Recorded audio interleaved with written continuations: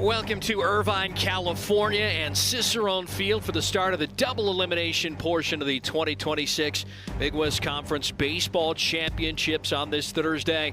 Top-seeded UC Santa Barbara hosts fifth-seeded Cal State Fullerton, who beat Hawaii last night to advance onto the double elimination portion. The Gauchos tied for the regular season title with Cal Poly at 22-8, but got the number one seed by virtue of their sweep over the Mustangs back in early April. Here's a quick look at the Credit Union 1 bracket for the week.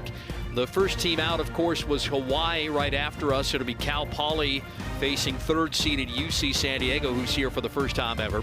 Credit Union 1, the official banking partner of the Big West. Discover better banking at cu1.com/Big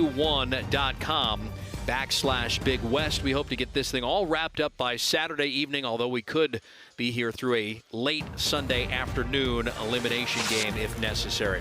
Alongside the coach, John Quintero, I'm Steve Quist. Beautiful Thursday afternoon here in Irvine, California. UC Santa Barbara starts the day with an RPI of 34. Coach, that is the best in the conference, and they also happen to feature the top pitcher in all of college baseball in Jackson Flora. Well, Steve, it is another gorgeous day here in Irvine for college baseball. In Jackson Flora, everybody's been talking about him really all year long. 6'5", 205 junior, everything you want in a right-handed pitcher. He comes into the ball game right now a perfect 10-0 with a 1.03 ERA. He's going to run it up there 95, 97 regularly. He can touch triple digits. Got two different types of sliders. He's got the big sweeper, then he's got the hard slider, and the one pitch that has really come about this year, he got a dynamite changeup, and he's not afraid to pitch it. Yeah, I can't wait to see that thing. You might have seen behind him, too, the wind whipping out. It is going out toward left field.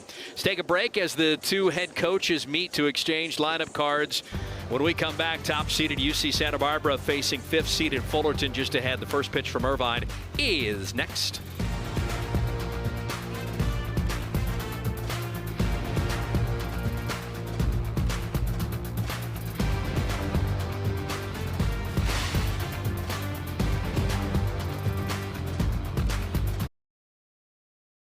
.13 miles per hour they're expected at times. Are on the campus of UC Irvine for the Big West Conference Baseball Championships here in 2026.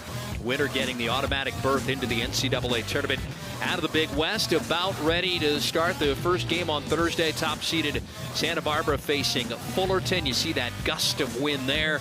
Gauchos, the home team by virtue of their number one seeding. So let's take a look at the Fullerton starting lineup presented by Jersey Mike's. Jersey Mike's, a sub above, and moving things around today for Jason Dietrich. And he moves it around because Kate O'Hara is going to give it a try at shortstop for the first time since the Davis series, which was early here in the month of May. You've got Miller, Olazaba, the terrific freshman off the top there, with Contreras, the co-field player of the year in the Big West. Kim in the cleanup spot. Kirchner now will move from right field into first base. Max Ortega is going to catch. Hunter Meyer, Kate O'Hara, and Cam Burdick rounding out the lower third for the Cal State Fullerton Titans. Titans under the direction of that man, Jason Dietrich, in his fifth season. They got a big win last night for the Fullerton alum. Yeah, they certainly did. Of course, Negretti did a great job out there on the mound. But, you know, I thought the lower part of their lineup last night came through big. Cam Burdick, their center fielder, who hits in that key number 9 spot. He got on a couple of times, scored a couple of runs last night, and big win for Cal State Fullerton. They really needed that because they struggled so mightily down the stretch, even to get qualified for the elimination game. Yeah, Jason Dietrich didn't get his lineup to the media until about 12:17, right at the deadline there. Let's take a look at the defense here as UC Santa Barbara gets ready to take the field in those great cream-colored uniforms.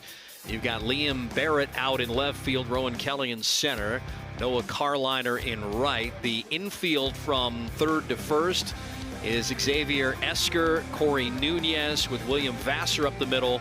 Nick Hasofsky will play first base, and Nate Vargas, who's a big home run hitting catcher, behind the dish to catch Jackson Flora, who will take the mound here. And What a season Flora has had, Coach. The numbers are absolutely eye-popping. Well, they're eye-popping, and I also think he takes the mound here today in the Big West Championship with a bitter taste in his mouth, because last year he started the elimination game. They gave him the start over Tyler Bremner, who ended up being the second pick overall in the Major League Draft by the Angels, and Flora got beat that day on that big home run by Ben Ziegler-Namoa, and I think he takes the mound today knowing, and he's been used to it, there are going to be a lot of scouts. There could be scouting directors here today. There could be even general managers here.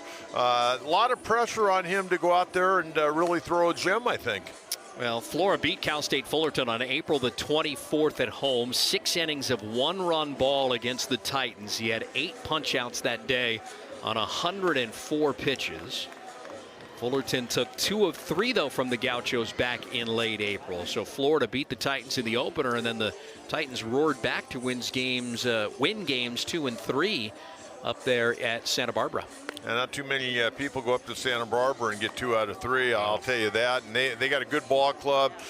They got the #1 seed out of virtue of beating Cal Poly 3 times. We're going to see Cal Poly tonight against UC San Diego in the 6 o'clock ball game. But whoever wins this one, they can enjoy the rest of the day and see who their opponent's going to be tomorrow. The RPI for the Gauchos coming in, they started the week at 35, and it stayed that way for a couple of days because we didn't have any games, right? And then Tuesday and Wednesday, the games started to play. So they woke up today with a record of 37-16 and an RPI up 1 spot to 34. At the beginning of the season, they were as high as number 3 because of the tough non-conference schedule. And about ready to go here from Cicerone Field on the campus of UC Irvine. Digging in will be Nick Miller, the senior right fielder for Cal State Fullerton. We are underway, and a fastball is popped up. Giving chase the first baseman, Huzovsky, and he's got it. How about that? 1 pitch and 1 out. Well, I think that may have given away the game plan for Cal State Fullerton right there. They're going to look fastball early in the count. They don't want to fall behind. And then all of a sudden, Flora starts going to those 2 different types of sliders and the outstanding changeup. You know, what you talked about there was the recipe for success in last night's 5-1 win over Hawaii. You got a great changeup guy in Isaiah Magdaleno on the hill, and they went hunting fastballs early in the count and won 5-1. Here's Esteban Olazaba, the freshman third baseman. Couple of hits in 3 at-bats last night in Cal State Fullerton's win over Hawaii. And a couple of nifty plays down at third base. I mean, this is a good-looking freshman. Take strike 1, 1-1.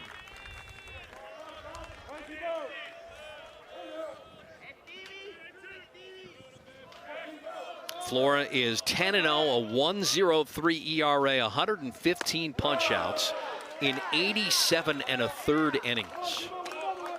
And only 1 team has given him fits all season long, and that happened to be CSUN, a team that can hit the cover off the baseball if you let them. 2-1, fastball right down the heart of the plate, 2-2. He'll touch 100, Coach. Yes, he will touch 100, but likes to work about 95, 97. And I think, a big thing with him, he's been able to hold his velocity deep into ball games this year. Do you show the kick change here? Elevates one, and it's fouled away. Olazaba stays alive. I mean, he got a nice, smooth delivery, a repeatable delivery, as they like to say in the baseball business. But, by the time he stretches out that 6'5" frame, it's like he's handing the ball to the catcher, Vargas. 2-2 curve ball, and that's a base hit out into right center field. Man, what an ending to the freshman year for Esteban Olazaba. I was very impressed with him. Of course, he had that squeeze bunt last night that caused a little bit of controversy, but nonetheless, he got the bunt down and ended up being a squeeze play, and it looked like he was tagged out or maybe even gone out of the baseline, but the umpire ruled that he was safe, and they didn't go on and score any more after that. It would have been the second out of the inning, but he had a heck of a game last night and off to a good start today. Digging in and taking a curveball is Paul Contreras. What a battle here. You have the co-field player of the year in the Big West, and Paul Contreras against the pitcher of the year in the Big West. And the wind's blowing it out to left. Fastball, he got him to pop it up. Mile high, foul ground, giving chase the catcher Vargas. He's got it for the second out of the inning. Well, that's a heck of a play by Vargas. He did a good job. He got rid of that mass to where he could go find the baseball, and he circled that thing around pretty good. I mean, that ball's coming back to you. You got the wind factor, the sun. That's a heck of a play. Having caught a lot, yeah, and having made some of those plays, but also missed a few of those plays, that's a heck of a play. That's a big out right there. Again, that wind, we should see gusts up to 13 miles an hour out to left field. And yet we did not have a home run yesterday in our 6 o'clock start to begin things here in the Big West Championships. How about that? The first 2 outs are foul outs. One to the first baseman, one to the catcher.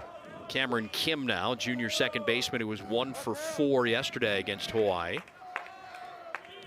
That win gave Cal State Fullerton their 24th win of the season, 30 losses, and they go with the orange tops again, right? If it's not broke, don't fix it. That's going to be fouled into the Cal State Fullerton bullpen. So CSUN, the only team to score more than 2 runs off of Jackson Flora all year. They scored 4 in 4 innings. That covers 14 previous starts. If you're wondering about Olazaba running, doesn't run a lot. How about 1 for 2? Nothing in 2 here on Cameron Kim. And there's that elevated slider that's fouled back. And while Jackson Flora has not been beaten this season, keep this in mind, the Gauchos did lose 3 of his 14 starts. He wants a new set of signs here through PitchCom. Slider doesn't look as sharp as it normally does. Here's the 0-2, and fastball upstairs, 1-2. That'll get you thinking, huh? Yeah, absolutely. That ball's high and tight. He's got a veteran catcher, a guy that's been a 2-year starter now at UC Santa Barbara. Nate Vargas, a guy I like, good offensive player, left-hand hitting catcher. I always like those left-hand hitting catchers. 1-2. And that is hit in the air deep to left field, giving chase. Liam Barrett still back in front of the track. He's got it. The wind not carrying it as far as you would think. And Flora pitches around a 1-out single. Half inning gone by, Fullerton nothing. UC Santa Barbara coming up from Irvine.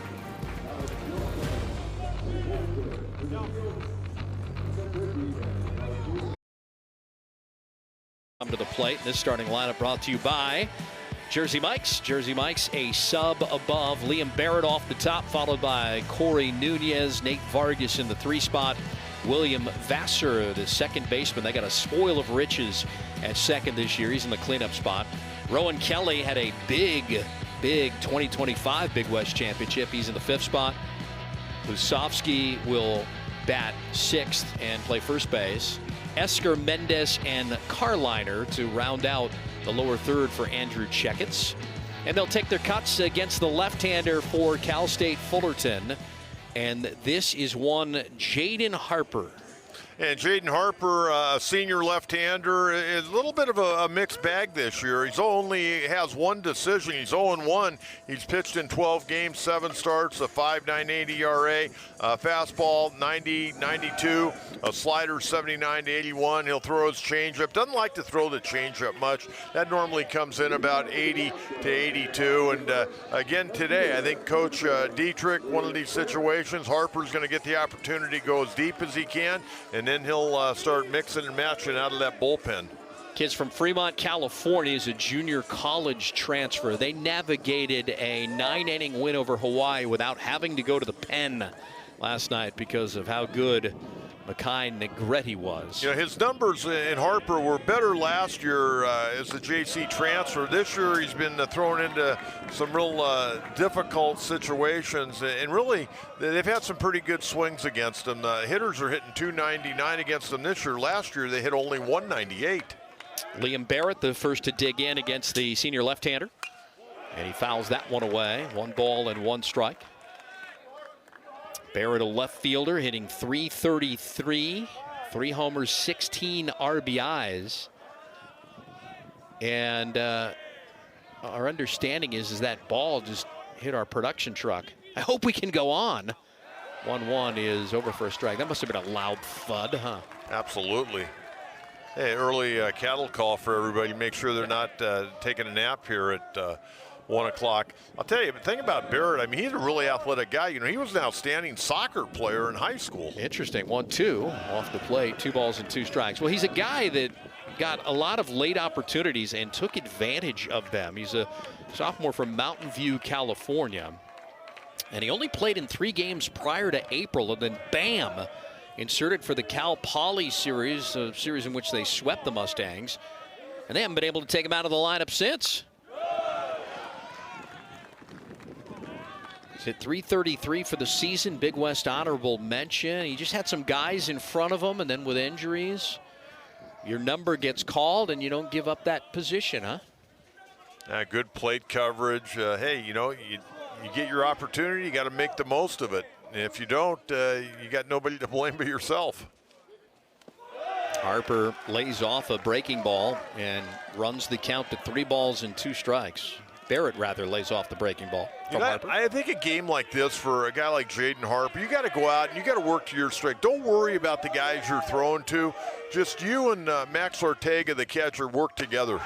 Doesn't get the call there. Fastball missed off the plate, and a good leadoff at-bat there for Liam Barrett.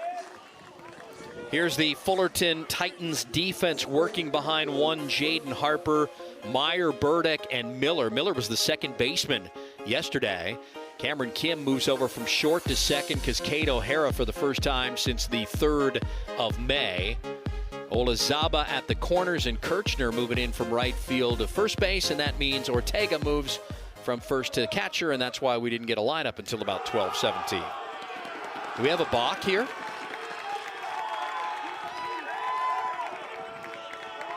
No, a pitch clock violation. Wow, there's a lot of cheering for a pitch clock violation. Hey, it's the Big West Championship. Yeah. Santa Barbara's bench is fired up because that's ball 1. Boy, after you walk a guy on 6 pitches, you don't want to do that. Credit that to the first base runner down there, Barrett. There's a bunt attempt, and bat taken back, and it's ball 2, 2-0.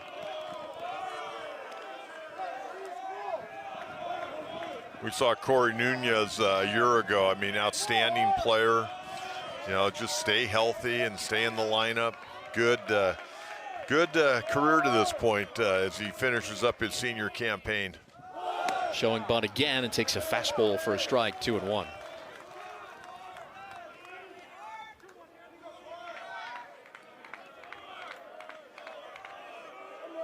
You know, the fun part about doing these games, all these teams, all 5 of them, they're all fundamentally sound. And there is the bunt got down. Kirchner has it, flips to the second baseman, Cameron Kim covering, and the sacrifice works.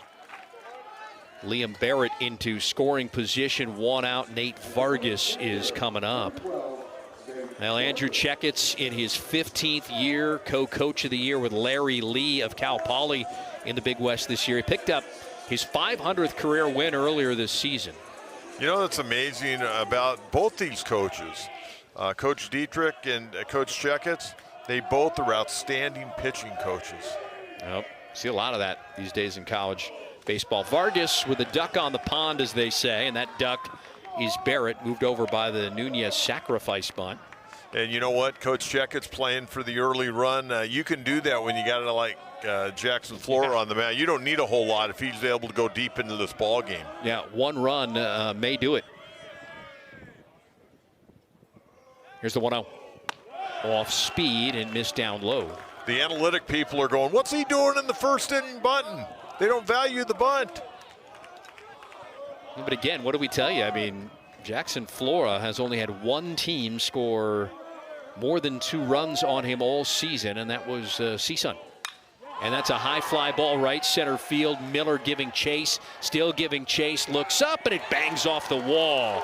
Burdick in center gets it back in. They had a late break there. Here's the throw. They have a play at the plate, but sliding in safely is Barrett. Well, Barrett got a late break because he wasn't sure whether That ball was going to be caught, and he still scores from second on the run-scoring double from Vargas. Well, they didn't get him, but I'll tell you what, Cal State Fullerton did a heck of a job getting that ball in. I mean, they were playing it. They weren't sure if it was going out or not, and that ball ricocheted back, and Burdick got it in very quickly, and they made a good effort to try to get it at the plate, but Barrett had enough of speed to come around and score. And Vargas, good-looking hitter. We've talked about Vargas with some of the Santa Barbara people earlier today, and he came up big in his first at-bat. William Vassar now out of the cleanup spot as Vargas and Barrett switch spots at second base. That might be the only run the Gauchos need to advance here with the way Florida has pitched all season long. Long Beach State got a couple of runs against him. CSUN got a couple of runs against him, and that's it. Fly ball softly hit left field. Meyer got a late break, and he can't catch it out there in left field. And into second base sliding will go Vassar. To third goes Vargas, and a defensive miscue here for Fullerton has them in trouble in the bottom of the first.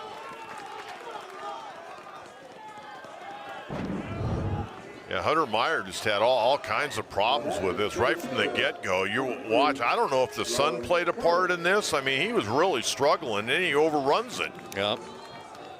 Lost the ball, and now Jason Dietrich to the mound to settle down his pitcher. And I think this is a great trip to the mound right now. You got to get everybody just to take a deep breath, exhale, and get back to work. Long ways to go in this ball game. So they play error, E7 on Hunter Meyer. And the runners are at second and third with one out here in the bottom half of the first inning. Vargas advances on to third, Vassar to second, and Rowan Kelly, who had a big 2025 championship on Fullerton's home field last year, will stroll plateward here in a moment.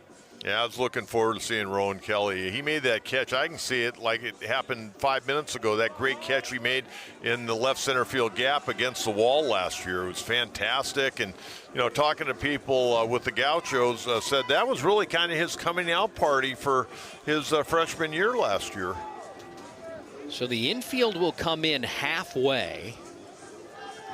Rowan Kelly from the left side. Corners are going to be in. Now the middle of the infield will go back a bit. And the center fielder digs in from the left side, slightly open stance, and looks at ball one. It's Michael Chuckerman calling balls and strikes. Dave Buck at first. Dax Upton at second. Matt McMahon, the third base umpire. Only Buck and Upton holdovers from yesterday's Fullerton win over Hawaii. Yeah, that infield, the middle infield backing up, they're going to give up a run to get an out right here. They don't want a chopper going over their heads to give them 2 runs.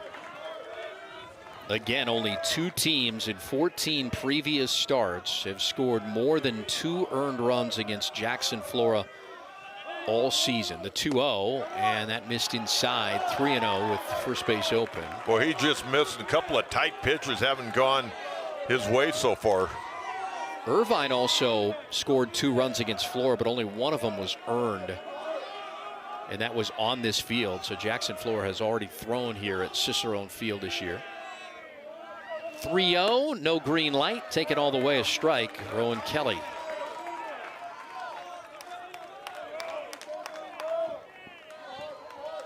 I'd like to have a swing and miss here and, you know, be able to maybe eventually punch him out, but we'll see.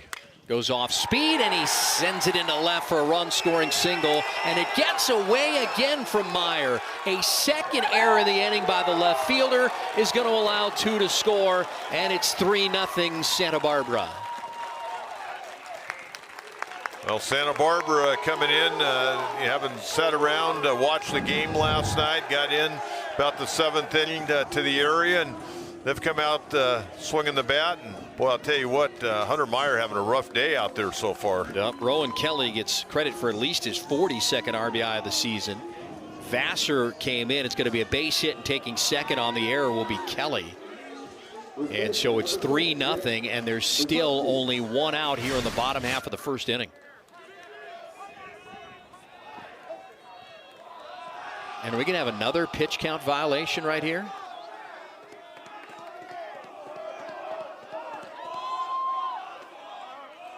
Well, they're going to start the pitch clock again.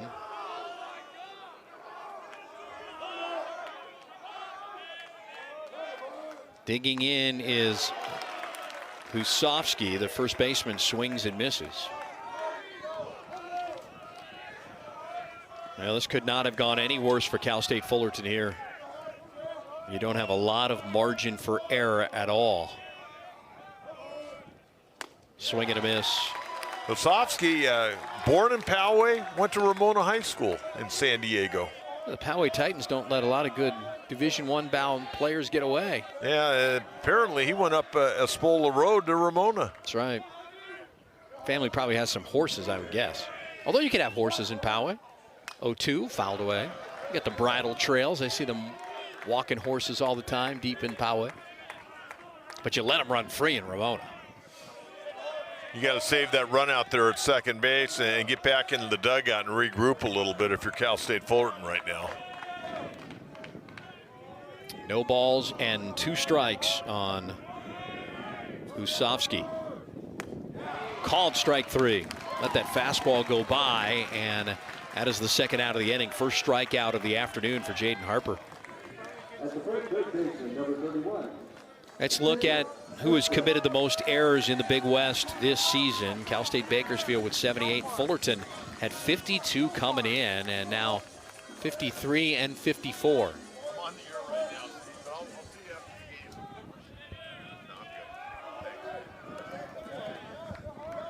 Yep, here's Xavier Esker, the Arizona transfer from a couple of years ago. The third baseman hits it in the air to left to Meyer, and he's got it with 2 hands, and the inning is over. But the left fielder, the freshman, with 2 big errors that lead to a couple of runs here. And in the bottom of the first innings, the Gauchos strike for 3, and they hand Jackson Flora a 3-0 lead heading to the second.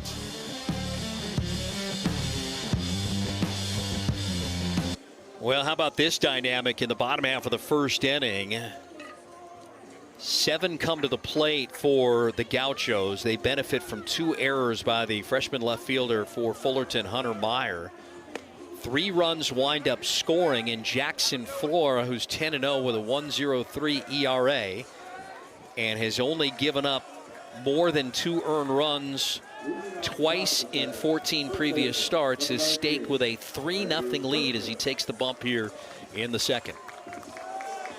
This is going to be an uphill battle for Fullerton. I'll tell you one thing that kind of surprised me, even though there were a couple of foul outs, he didn't have a strikeout in that first inning. He had 112 strikeouts this year. Yep, threw 14 pitches in the first inning to 4 batters. And Kirchner the first to greet him here, the senior first baseman. Winner plays tomorrow at 1 o'clock against the winner of the Cal Poly UC San Diego game, which comes up at 6 tonight. Loser into an elimination game at 6 o'clock tomorrow.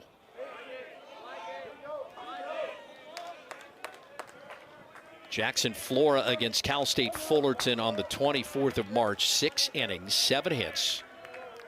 I want to correct myself. I cheated him with 3 strikeouts. He had 115 coming into today. Yeah, I saw that number changed. Here's 1-1 off the plate. So back to that 6-inning performance against Fullerton on the 24th of April. 1 run, it was earned, a walk, 8 strikeouts, faced 27 batters. That many went, through 3 times in 104 pitches. Kirchner appealed to third, and they're going to say went anyway. He didn't even need the appeal. The home plate umpire, Chuckerman, says he went. I didn't think he went, but. Well, Chuckerman made the call, the third base umpire, and he's hearing it now from the Titan dugout. And maybe we'll get a replay on that. I didn't think he went. Well, that's his expression there. Wasn't happy with that. 2 balls and 2 strikes. Pitch, fastball, missed upstairs, not by much. Maybe a tad of a makeup call there, maybe, right? Well, I'll tell you one thing. When you got a guy like Flora on the mound, you want every advantage, and you especially don't want a call to go against you and put you behind in the count. Spoiled a fastball to Kirchner there. I'm yet to see, and maybe I've missed it, that kick change, and that might not be something he throws until the second time through the order. He likes to throw it, though. Yeah, I can't wait to see it. 3-2. And that is pulled foul wide of first. He doesn't have as good control right now. He's not hitting his spots, been high with a little bit. He's pulled a couple of breaking balls away. It's a really good at bat here. This is going to be at least an 8-pitch at bat by Andrew Kirchner. And he spoils another one. Well, there's two ways to attack him. You can either go up there, look to hit the fastball early in the count, or if you got a bunch of grinders that can shorten up, put the ball in play, or foul it off and force him to, get that pitch count up and try to get him out of the ball game, and then take a shot at their bullpen. 9th pitch of the at bat, and that fastball hit in the air, left center field. Barrett is underneath it. He's got it. I still put that in a great at-bat column against Flora to see 9 pitches even though you flew out. Yeah, absolutely. You got that thing to a 3-2 count. And here's Max Ortega. And Max started at first base last night with Nico Lombardi behind the plate. But as usual, Max back there today. They flip-flop. Yeah. A lot of injuries, and they've moved guys around, and they start off Ortega with a breaking ball that missed. 1-0. Boy, there's a lot of movement on that thing. Yeah, Kirchner was in the outfield last night. He's starting at first base today for Cal State Fullerton, where we saw him a year ago. Another curveball, and even though it was framed nicely by Vargas, didn't get the call by the home plate umpire Michael Chuckerman. 2 balls and no strikes. Flores had to work a little bit more here in the second than he did in the first. 2-0, fastball down and away, and he falls behind 3-0. Kind of spun off that one to the first base side a little bit. He'll do some grounds keeping on the back of the mound there.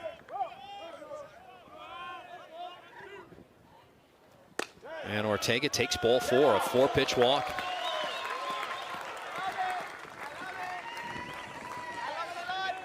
That is just the 29th walk of the season issued by Jackson Flora. Fullerton has had base runners now in each of the first 2 innings. So some traffic on, and now we get a chance to see Flora work out of the stretch here. Ortega does not have a steal. Digging in is Hunter Meyer, the freshman left fielder, who had 2 errors last inning, which opened up the floodgates for UC Santa Barbara to get 3 runs. He's first pitch swinging at a fastball and fouls it away. Yeah, he's had a tough start to the championship, Steve. 0 for 4 last night. Those 2 errors in the bottom of the first. But you got to put it behind you. We were talking about the mental aspect of the game yesterday if you were on this broadcast with us. It's hard to turn the page sometimes, but you have to do it. Especially as a freshman. Curve ball over for strike 2. Last year, Tyler Bremner was the #1 starter. Jackson Flora was the #2 starter, and Bremner, 2nd overall draft pick of the Angels. 0-2. How memorable is that? Yeah, Bremner didn't even get to pitch in the Big West Championship last year. They were 1 and done to Hawaii. They decided to go with Flora in the first round game against Hawaii, and the Rainbow Warriors walked off the field on a Wednesday day game with the win. 1-2, bounced its way up there. Vargas, nice stop. Yeah, like I say, he's not real sharp right now. But you let him hang in there for a while, he'll figure it out. Yeah, he threw 14 pitches to get 3 outs to 4 batters in the first inning, and he's already thrown over 14 pitches here in this second inning, and he's only picked up 1 out. His season high in pitches thrown, 118 at Cal Poly on the 2nd of April. That's fouled away, and he's been up in the zone, and Fullerton's taken some big swings, but has nothing but foul balls to show for it. He doesn't seem to be real comfortable out on the mound. It seems like he's a little fidgety right now, trying to find his rhythm.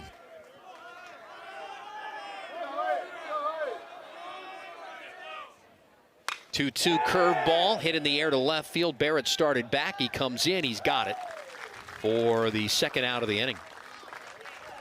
Well, he's got 5 fly ball outs here. Shortstop, number 50, Case O'Hara. Each and every one of his outs has been a fly ball out, so shows you he's up in the zone, right, with that fastball, with that breaking ball. Yeah, he's been up with his breaking ball, and he's been trying to overthrow his fastball, throwing it down and away to right-hand hitters just off the plate. And Cade O'Hara getting a start today. I got to be honest, I was a little surprised on this one. First action since the Davis series on May the 3rd.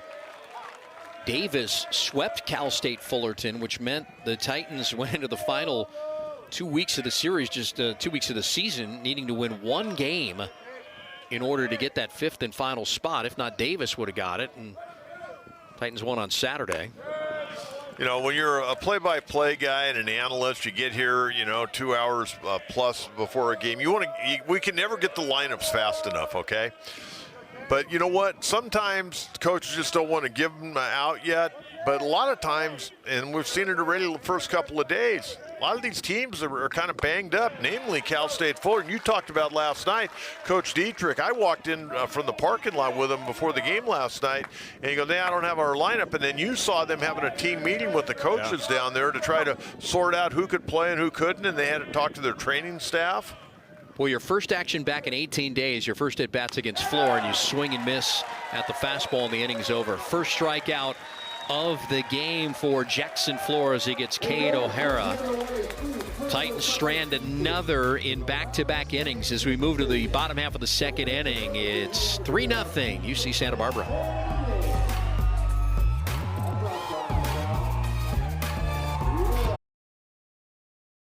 Oh, it's early of the 2026 Big West Baseball Championships. He was electric last night. Mr. Negretti, he hung in there all night long.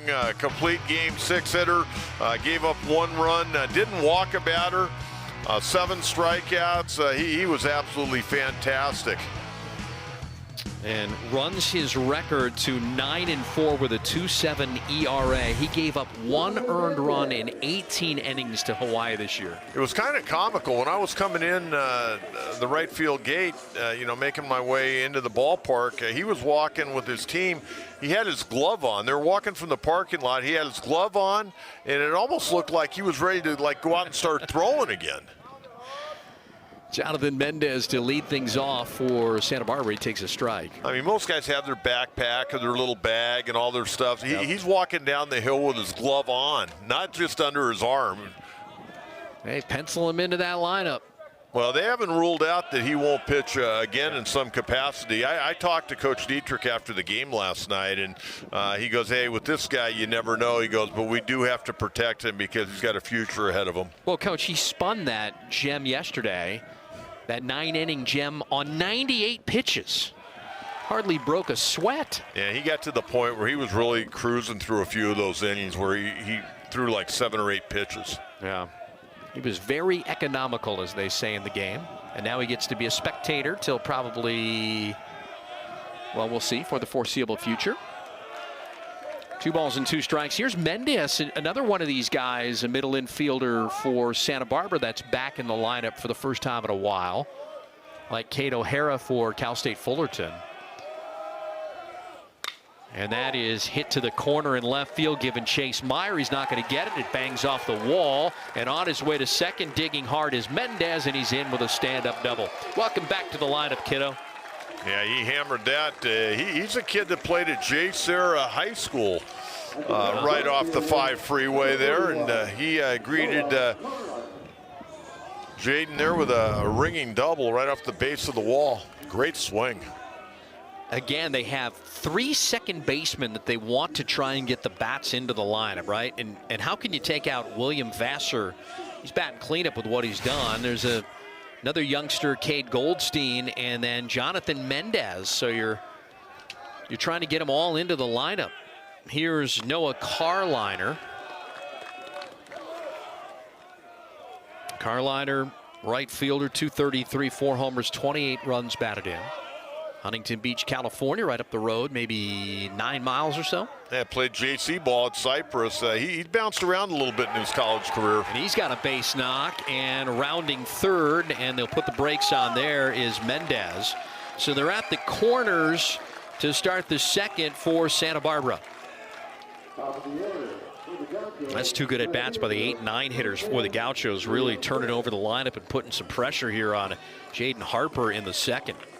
You know, I was mentioning Carliner before he got that hit. I mean, here's a guy, was at Cypress College, New Mexico State, Cal State Dominguez Hills for a couple of years. And, you know, but, you know, that's college baseball and college athletics now. Back to the top of the lineup. Here's Liam Barrett. He got this whole thing started with a walk off of Harper in the first inning.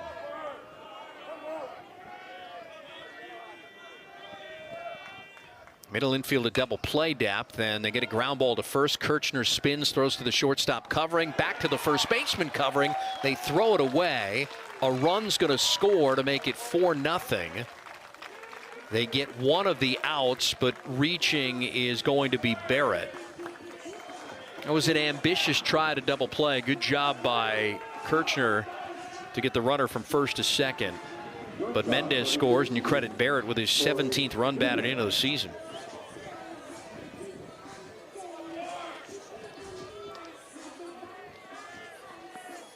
That's hard to get, man. A 3-6-4 double play. Yeah, not easy at all. Cameron Kim was trying to get there. So 1 out, 1 on. Here's Corey Nunez. Corey Nunez delivered a sacrifice bunt in the first inning. They played a little small ball to give Jackson Flora 1 run. And they got the 1 run and then got a couple more thanks to 2 errors by the Titans. Curveball, and that hits the letters for a strike. Nice looking letters, by the way, too, with the cream unis here. Might not come out on TV, but I like them. They got good colors to work with. Both teams have good colors to work with. Strike 1, back up the middle, ranging to his left, down to the ground. O'Hara flips to second for 1, and that's all they'll get. Nice play by O'Hara, back in the lineup for the first time in 18 days. Erase Barrett. And reaching on a fielder's choice is Nunez, but there's 2 outs here in the UC Santa Barbara half of the second. So you can see with O'Hara out there, they get a little bit better up the middle. Get guys back to their natural spots, right? And Eli Lopez is out. They had feared O'Hara was out for the remainder of the season, but he decides to give it a go here, and that's why we didn't get the lineup till about 12-17. High fly ball right field. Did he get it all? Vargas, he most certainly did for his 11th round tripper of the year. Boy, he's having a day already. He had a double off the wall first time up, and now the 2-run homer, and that ended up in the trees. 2-run shot, 3 RBI in the game for Vargas. And it's a 6-0 ball game as Santa Barbara breaks it open. That is a no-doubter, and Coach, the wind is blowing out toward left field. He didn't even need the use of the wind here. Watch this, lefty on lefty, great extension. Got a pitch up a little bit away and just yanked it out of the ballpark.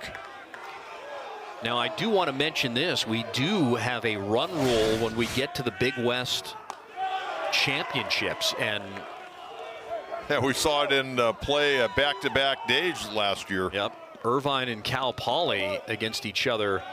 Each run ruled each other. It's 10 runs after 7 innings. It's 6-0 now here in the second. And something's not right here. Ortega's going to have to go to the mound to talk with Jaden Harper. Well, in the other situation, now you take a look at Coach Dietrich. I mean, you're down 6-0 right now. You're going against maybe the top right-hander in this upcoming draft. Most people I've talked to said he could go in the top 3, definitely like in the top 7. How deep are you going to go in your bullpen to try to chase a win here? Well, that's what I was just going to make this point here. The bullpen is active with a right-hander, but it might be one of these ones where you gotta take one for the team, Jaden Harper. 2-0, and that's fouled away. Well, not only that, you may run some guys in that you don't normally use, and you know, who knows? This is the time of year where guys that nobody expects to do anything come out and do a good job for you, and give a guy some experience. Maybe if you stay in the tournament 2 days from now, he comes back and helps you out. So, I mean, Coach Dietrich, I mean, this guy's a veteran coach. He knows how to handle pitching staffs as well as anybody, but he can't chase this win right now. William Vassar now Works the count to 2 balls and 2 strikes with 2 outs. Harper, and he goes with a breaking ball that missed low. Now he can chase it if his team can score a few runs here. And it's still a long ways to go in this game, but you got to be thinking those 2, 3, 4 innings ahead of time with your pitching, especially in this situation. 3-2, and he didn't get the call. Wow, missed for ball 4. That's the second walk of the game for Harper. A 2-out base runner here for Santa Barbara after they've scored 3 times in the inning. The big blow, Nate Vargas with his 11th of the season. And here's Rowan Kelly. If this was an elimination game like we saw here last night, he'd be out of the game by now. No, I think this is one where you're going to have to throw 100, 110 pitches, and whatever happens, happens. Kelly looks at strike 1. It's reminiscent of, I remember, and you'll remember this game too. Remember the Padres and the Rockies went 22 innings. Oh yeah, I did the post-game show. I got off the air at 2:15 in the morning. At Petco Park. I was about to do the play-by-play the next day in Arizona. Yep. We went on the plane, as it's a little bouncer. This is a Greg Maddox story, right? It is, and Harper, and I'll finish it next inning, Harper flips over. And that is the end of a 3-run second inning. Let's go to the third. Santa Barbara comfortably out in front, 6-0.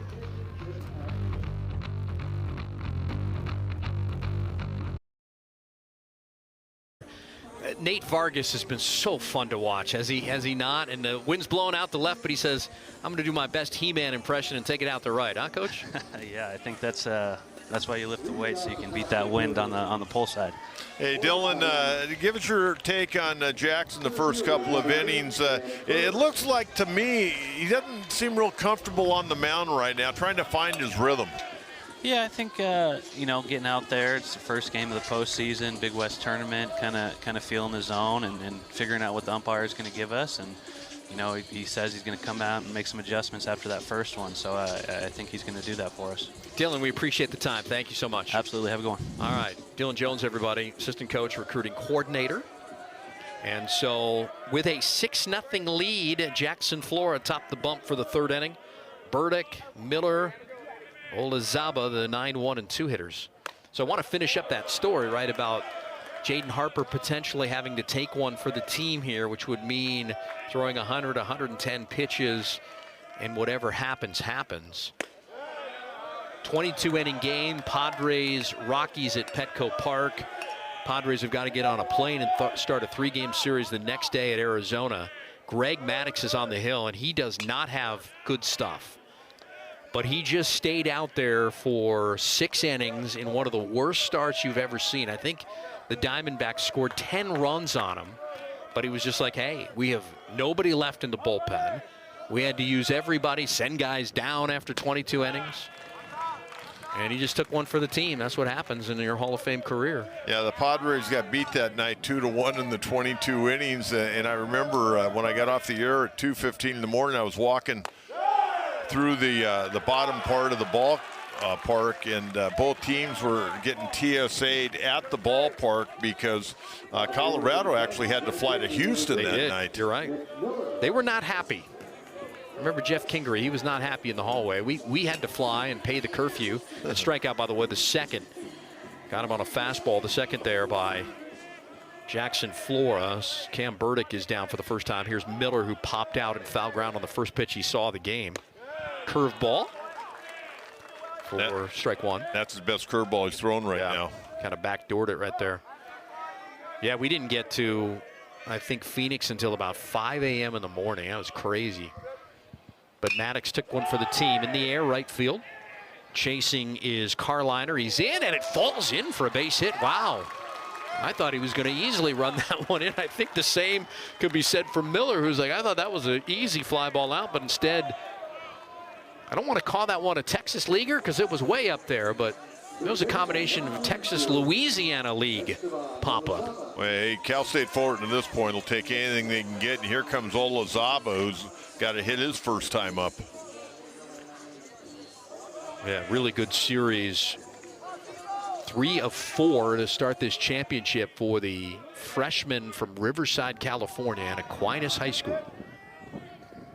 Curveball, missed inside. So now, second time through the order, he's throwing some of the soft stuff to start, pitching backwards here. The fastball the first time got him 5 fly ball outs. Now he's punched out 2 batters in a row and given up a single.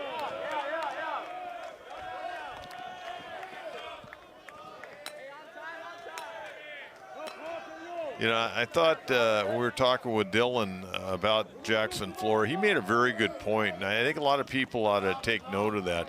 He goes, "I wanted to see how the umpire's calling it." Because, you know, you'll hear a lot of pitchers, catchers, hitters complaining about umpires. I got news for you.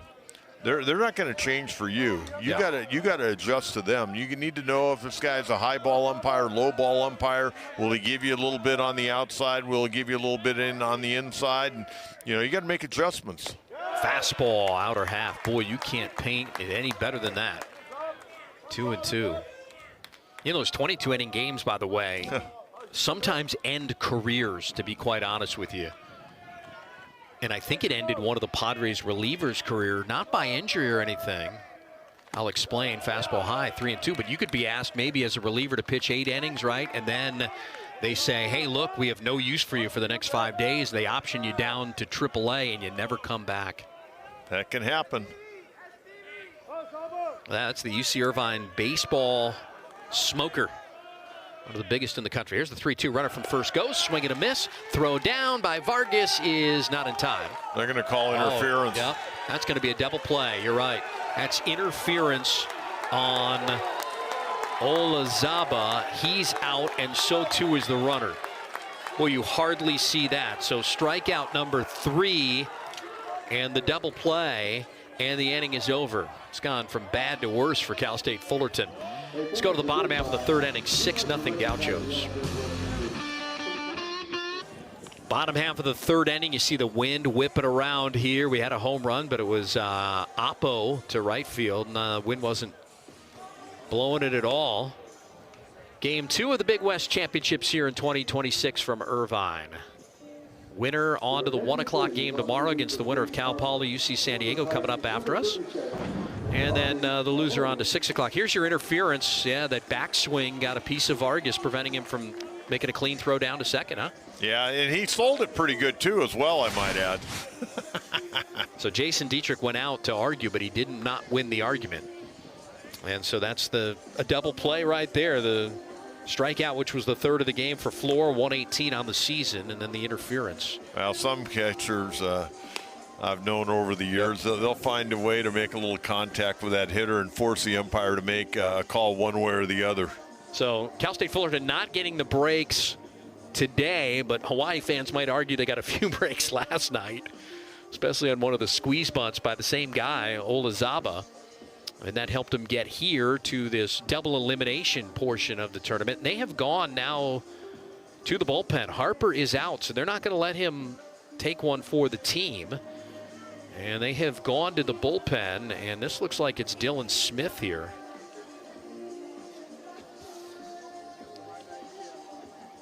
That surprise you a little bit, Coach? Not really. I think at this point... it's Mahoney, actually. I beg your pardon. You want to get...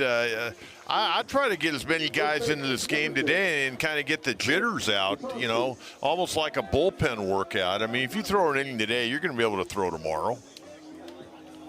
As long as you're not going more than, 40 pitches or something. Well, Harper went 45 pitches, and so now here's Mahoney, who I thought was going to get the start to begin things here this afternoon. He's kind of been their solid number 2 guy as of the last few weeks. He's a freshman from Riverside, California. Yeah, get his feet wet in the Big West Championship here and, see how deep he can go. Maybe he can save your staff.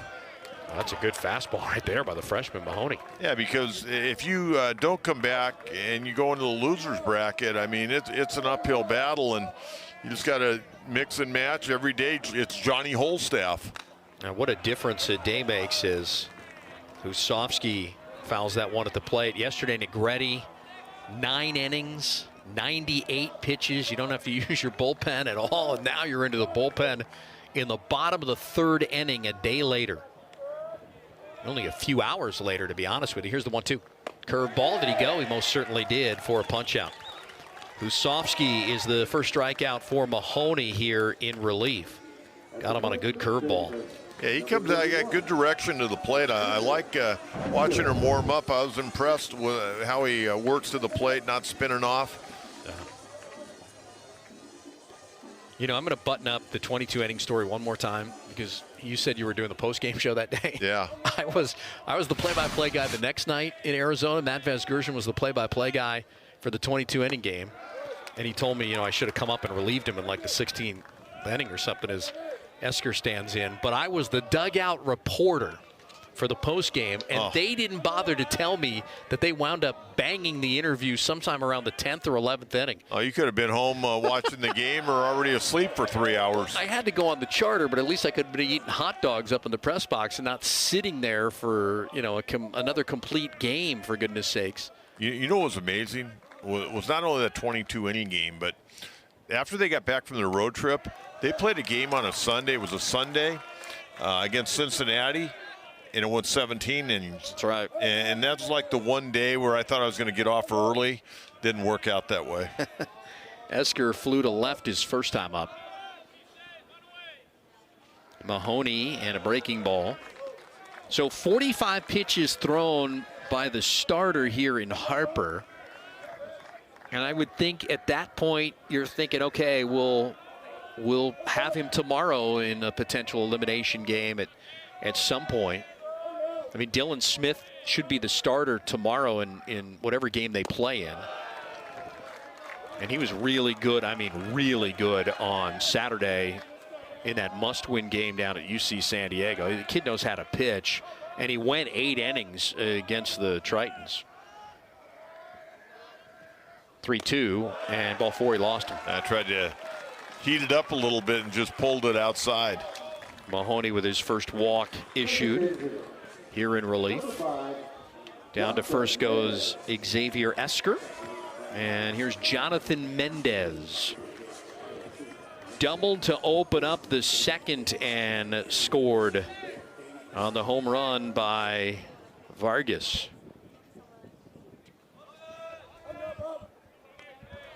Six nothing as we play here in the third. Well, those two balls Nate Vargas hit, those were monster shots. That one off the wall and the second one into the trees out there in right center field. I mean, he got a really good swing. Pretty comfortable at bats, to say the least.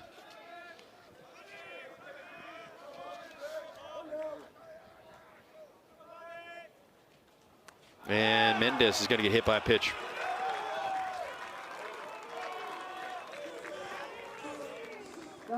First and second, one out for Noah Carliner.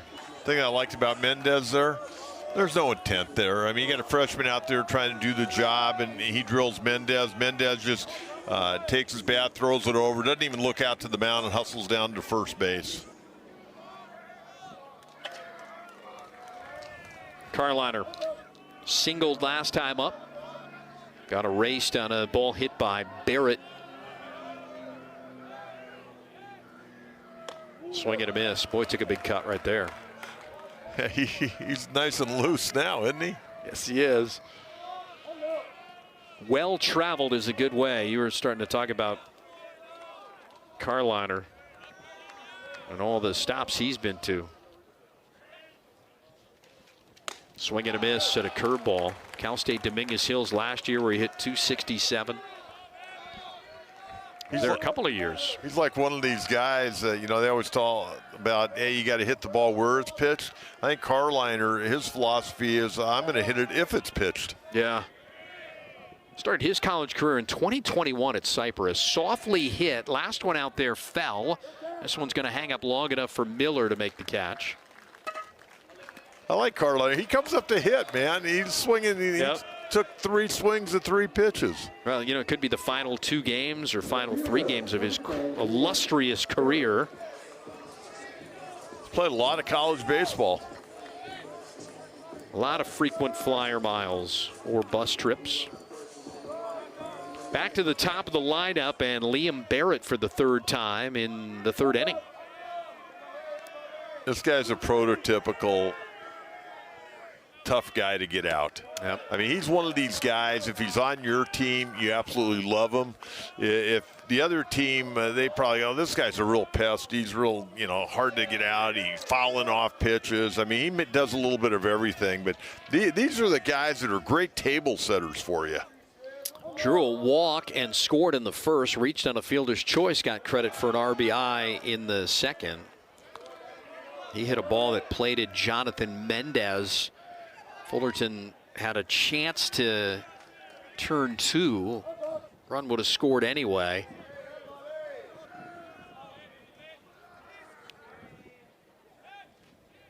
(2-0), 3-0.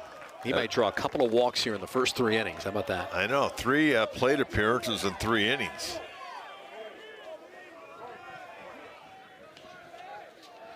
After this one, Cal Poly, UC San Diego at 6 o'clock here from Cicerone Field in Irvine. And ball 4. Wow, draws a 4-pitch walk. That's going to load the bases here. Esker to third, Mendez to second, and Barrett is on. Second walk issued by Mahoney. So he's got some good stuff, but he's just got some command issues. Now we got 2 pretty good hitters coming up right now. Nunez and guy we've already seen display his power today. Vargas sitting in the on-deck circle right now, hoping to get an opportunity. Mahoney's a kid that pitched in Riverside last year at Arrowhead Christian Academy. So a small school out there and a big spot here. Bases loaded for Nunez with Vargas looming on deck. Curveball fouled at the plate. 2 outs.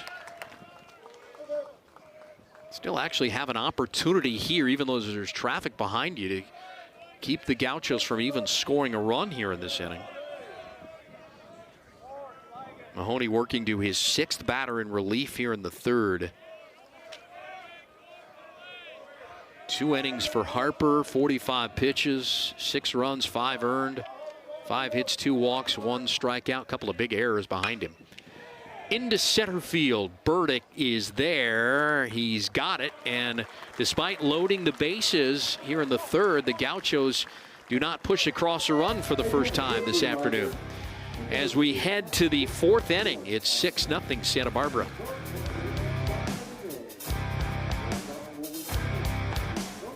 Santa Barbara, they got 3 in the first, 3 more in the second.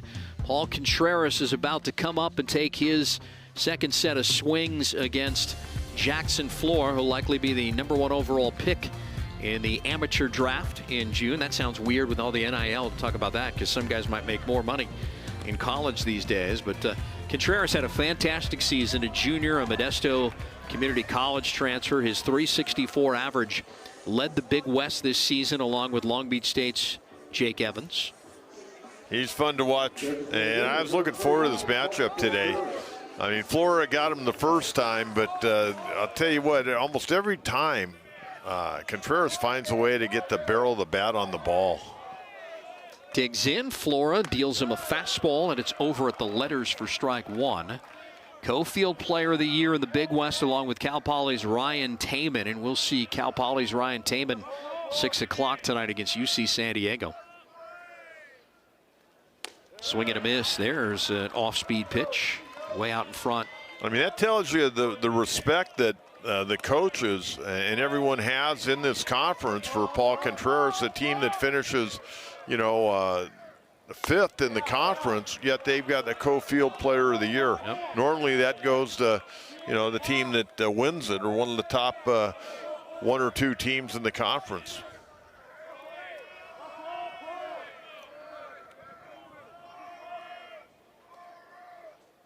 Swing and a miss over the top of a changeup. That might be that kick change right there, huh? Yeah, and Contreras, you could tell he was trying to lift that thing out of the ballpark right now.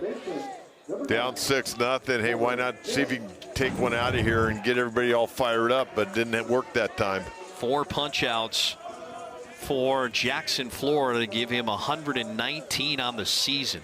And by the way, Contreras a pretty good changeup hitter. Yesterday, his one hit came on a changeup. That's a curveball that he backdoored in for a strike.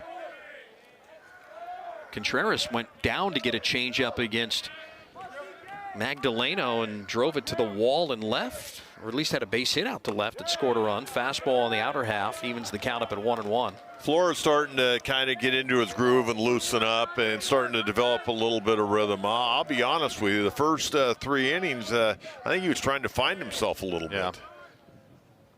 That big leg kick, 2-1. Approaching 60 pitches here. That second inning, he kind of labored it. 14 pitch first inning to get 3 outs. He faced 4 batters, and then 23 to get 3 outs in the second. Now he's starting to deal, and I mean, when you got 4 pitches in your bag of tricks out there, and you got a 95, 97 mile an hour fastball, you want to hit triple digits. I mean, that itself, let alone the sweepers. Swing and a miss, goes upstairs with a fastball. Kim chased it. At his 3 consecutive strikeouts for Flora, give him 5 in the game, and he knows how to pitch already, doesn't he? Well, and I think it's going to be interesting, whoever takes him. Take a look at the high fastball. You see it, but you can't get to it. It'll be interesting now that he's incorporated the changeup, how pro people view that changeup, because I think that's going to really dictate how fast he moves in a pro ball. Now, speaking of those pro guys, that's why I stood up right now, not to stretch out, but to look to see who's in front of us. And again, a couple of dozen scouts. I'm trying to see if I recognize anyone from my 6 years of MLB service. I don't. Usually, if we didn't get the lineup so late, I would have been able to go down there and take stock of exactly who's here. 1-1, and boy, threw it right to the backstop. Little Nuke LaLoosh there. Here's some of the scouts that are with us. Thought we might see a general manager or two. We've seen at UC San Diego a general manager or two come down to check on a couple of guys in the past. You never know. There could be someone here hiding out. Yeah. 2-1. Did we see Rangers GM Chris Young last year looking at Tyler Bremner? That is correct. Yeah. A.J. Preller was there that night. Yep. I think Chris Young brought Nick Hundley with him, too. And the Angels wound up taking Bremner. That's over for a strike. 3-2. We'll see who takes Jackson Flora. Draft is always interesting. You know what? I haven't even looked to see who's got the first 5 picks. 3-2. I've been in NHL Stanley Cup mode, and there is a walk. Kirchner with the second walk issued. A 2-out walk here. Flora again came in, only 28 walks and 87 1/3. He's walked 29 and 30 on the season in this one. 2-out base runner for Max Ortega. Ortega looking for his first hit of this championship. He was 0 for 4 yesterday, and he did draw one of the 2 walks against Flora earlier in this one. First pitch swinging, sends it into center field. Rowan Kelly has got a beat on it, and the inning is over. Nothing for Cal State Fullerton, but a 2-out walk here in the 4th. To the bottom of the 4th we go. Santa Barbara 6, Fullerton nothing.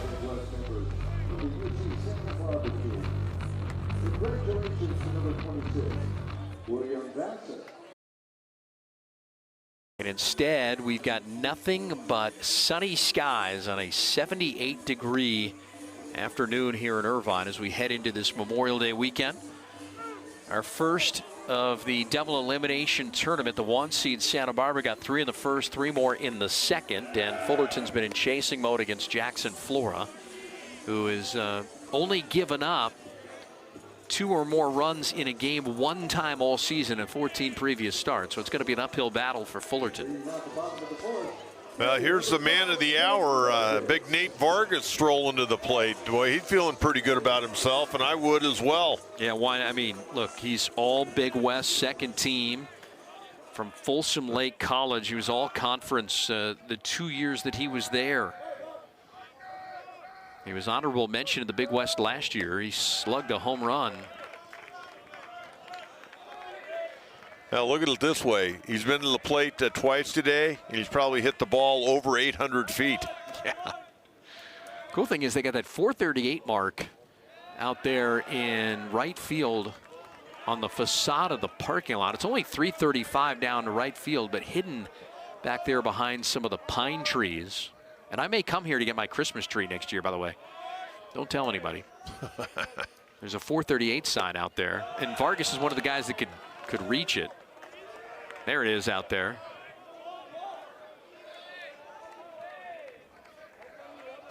He cleared it between the two light posts out there over the 380 mark for his 11th home run of the season. He's already driven in 3 in this game. I wonder how many times you think that's been hit a few times?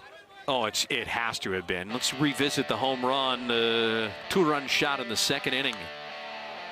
And that one came off Jaden Harper, lefty against lefty over the Dukes Long Beach sign in right center field, or Dukes Huntington Beach rather. Took down a few branches. Now, what's going on here? I got Michael Chuckerman, the home plate umpire, talking with Coach Checketts.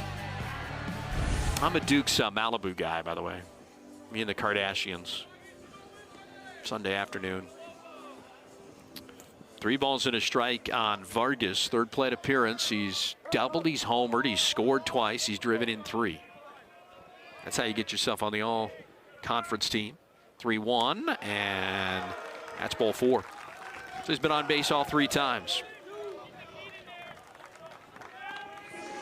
Mahoney walks his 3rd. How about last night? Negretti spun the 98-pitch gem and didn't walk anybody. Yeah, 98 pitches for a complete game nowadays is almost impossible. 5 walks now for Cal State Fullerton pitching. Harper with 2, Mahoney with 3. Showing bunt is the cleanup hitter, William Vassar. What is this, college baseball 2015? Bunting the number 4 guy? That used to drive me crazy, man. I did some Fox College baseball in the Pac-12 years ago, and they always bunt the number 4 guy every single time. 0-1. Fastball, down low, 1-1. I see why you do it here. I'm not going to tell you why. You're looking at me right now like, why? Why would you do it here? I mean, you know. If I'm the hitter, man, I want a flat-out hit right now.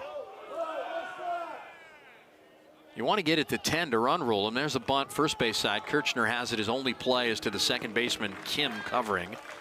And another sacrifice bunt. That's the 2nd of the game for Santa Barbara. Advances Vargas into scoring position with 1 out and Rowan Kelly coming up.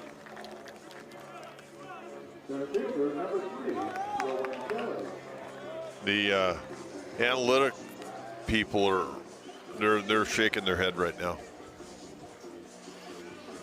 Yeah, I think I'd try to get to 10 as fast as I can and get out of here and get you guys off their feet. Here's Kelly. Well, this they got some innings to play with. Here's Rowan Kelly, what he's done in conference play. Man, that is a big number, especially the RBI. 27 RBI in conference play, and you only play 30 games, for goodness sakes. Yeah, he's also scored 25 runs. And he's batting in the middle of the lineup. It's not like he's the leadoff hitter or in the 2-hole.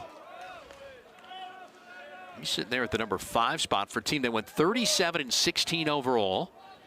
22-8 in Big West Conference play. They finished in a tie for first with Cal Poly, but awarded the 1 seed as a result of their sweep over Cal Poly back in early April. And on 1 hop and a nice spin there by O'Hara, and he had an idea about going to 3rd, but instead will throw out Kelly to get the sure out. Advancing to 3rd is Vargas. You're talking about Kelly a little bit. I think if Liam Barrett wasn't their leadoff hitter, I would think Kelly would probably slot in that spot. I mean, he got a lot of the attributes we look for in a leadoff hitter. Yeah, and he may have been up there at the top too. I'll look. I think they have their game-by-game listing. Here's Hosofsky, who has struck out twice. Harper got him looking with a fastball in the 1st. Mahoney got him swinging on a curveball in the third. And that's going to be a one-hopper. Staying back on it is O'Hara. And nothing for Santa Barbara in their half of the fourth. Yeah, Kelly up through April the 14th was the leadoff hitter for this Santa Barbara team until other guys stepped up. Here we go to the fifth, 6-0 Gauchos. Back here at Cicerone Field on the campus of UC Irvine. Steve Quist, the coach, John Quintero, thanks for making us part of your, what is it now, Thursday afternoon. Here's Jackson Flora, and he's having another one of these starts, and why he was named Big West Pitcher of the Year. Well, his ERA, he came in at 1.03. He's obviously knocked that down a little bit, but going for his 11th victory of the year. I'm going to look now at MLB draft projections now, mock drafts. And the draft's actually in July, so I'm thank you for not correcting me at the beginning, but I kept saying June draft. Yeah, it ought to be in June. I don't like it in July for a variety of reasons, but the biggest reason is a lot of players, they don't really get their career started right after they sign. They, take them down to their complex, they'll work out a little bit, they don't really get any playing time, and so they got to go into the off season just kind of waiting for spring training. So I think it's really slowed down the development of a lot of guys that get drafted. Hunter Meyer, a couple of big errors in the first inning out there in left field, leading to a 3-run first inning for the Gauchos. Curveball foul back to the screen. This mock draft I have here has Jackson Flora going 5th to the Pirates. This is the MLB one. Boy, man, put him in a few years in there with Skeens.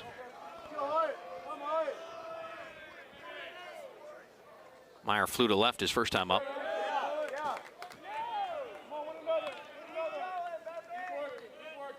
Now, they've been talking about Jackson since last year. Yeah. And a lot of guys got the opportunity. I think he benefited from having Tyler Bremner as his teammate because they were coming to see Bremner and then they'd run in to see him. So he got a lot of looks last year. Fly ball to center, and Kelly takes care of Meyer to open up the 5th. Yeah, in the mock draft I'm seeing here, he's still the first overall pitcher taken in the July amateur draft. Shortstops, I guess is a good class for shortstops, right? The UCLA shortstop projected to go number 1. There's a high school shortstop from Fort Lauderdale, number 2. Remember, it was a high school shortstop last year for the Nationals that won 1 spot ahead of Bremner. So everybody needs a shortstop. A catcher, 2 from Georgia Tech. And then a shortstop from a high school in Miami. So 4 shortstops, 3 shortstops in the first 4, and then in this one mock draft, then it would be Bremner. I'm sorry, Flora. Swing and a miss, 0-2. Yeah, you never know. A lot of it comes down to signability. Yeah, that's true. Will you take, they'll try to make deals. Will you take a little less, we'll take you here. And, they call other guys, and they got 2 or 3 guys they're looking at, and whoever will take a little bit of a haircut, they may take them. Got him. Boy, painted the outer half with a good fastball. Strikeout number 6 of the afternoon. Take a look right here. I'll put it right there. Man, that's already stuff that would play in the big leagues, huh? Yeah, I mean, I'm sure O'Hara thought the ball was outside, but he threaded the needle on that one. In this mock draft I'm looking at, the second overall pitcher would be, well, the second overall collegiate pitcher would be Cade Townsend of Mississippi. Kelly's going to take care of another fly ball. It's another 1-2-3 inning for Jackson Flora. Go to the bottom half of the 5th inning as he continues to get strikeouts and fly ball outs. 6-0 Santa Barbara.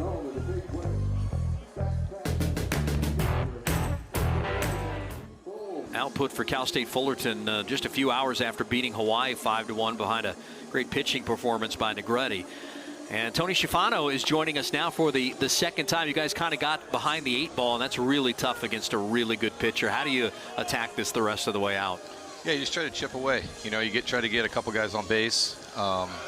Still going to look for the execution game, the skill game, and just try to get back in the game. 2-3 runs here, and then you never know what could happen. So the guys are positive. We're still grinding at bats out. Well, it was a quick turnaround, that's for sure, and you guys are down now. But talk a little bit about how you guys are going to handle the pitch in the remainder of the day, because, again, you're going to be right back at it tomorrow, win or lose. Yeah, we're just, honestly, I know Coach Dietrich has a plan. We're just focused right now on inning to inning, to be honest with you. If we can get back in this game, I think, Andrew Wright, still a guy that we'll go to late, but we'll see how the next couple innings go. All right, we appreciate that. Thank you, Tony. All right, thanks. Good luck the rest of the way. Thank you. Bottom of the 5th inning, bottom 3 for Santa Barbara. Xavier Esker, Jonathan Mendez, and Noah Carliner. Tony's been around a long time. Diplomatic answer. Yeah, he was at San Francisco State as the head coach for 10 years. He's an Orange County guy from what I understand. Yeah.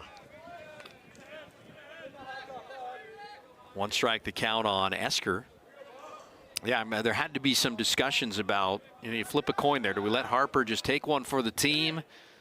Or do we go to Mahoney and try and chip back in this thing and maybe save Harper's arm for later in this championship? Or do you burn Harper and save Mahoney's arm with Dylan Smith maybe ready to go tomorrow? That's why you get paid the big bucks, right? Mahoney's got some pretty good stuff. Threw a wrinkle in that one and got a fly ball on the infield. O'Hara is there. He's got it for the opening out. And that's 4 in a row retired now by Mahoney in this start.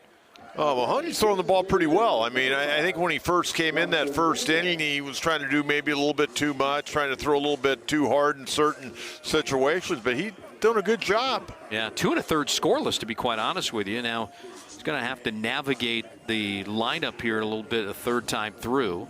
Facing Mendez for the second time, but he hit Mendez his first time facing him in the third. Swing and a miss over the top of a slider. Swing and a miss.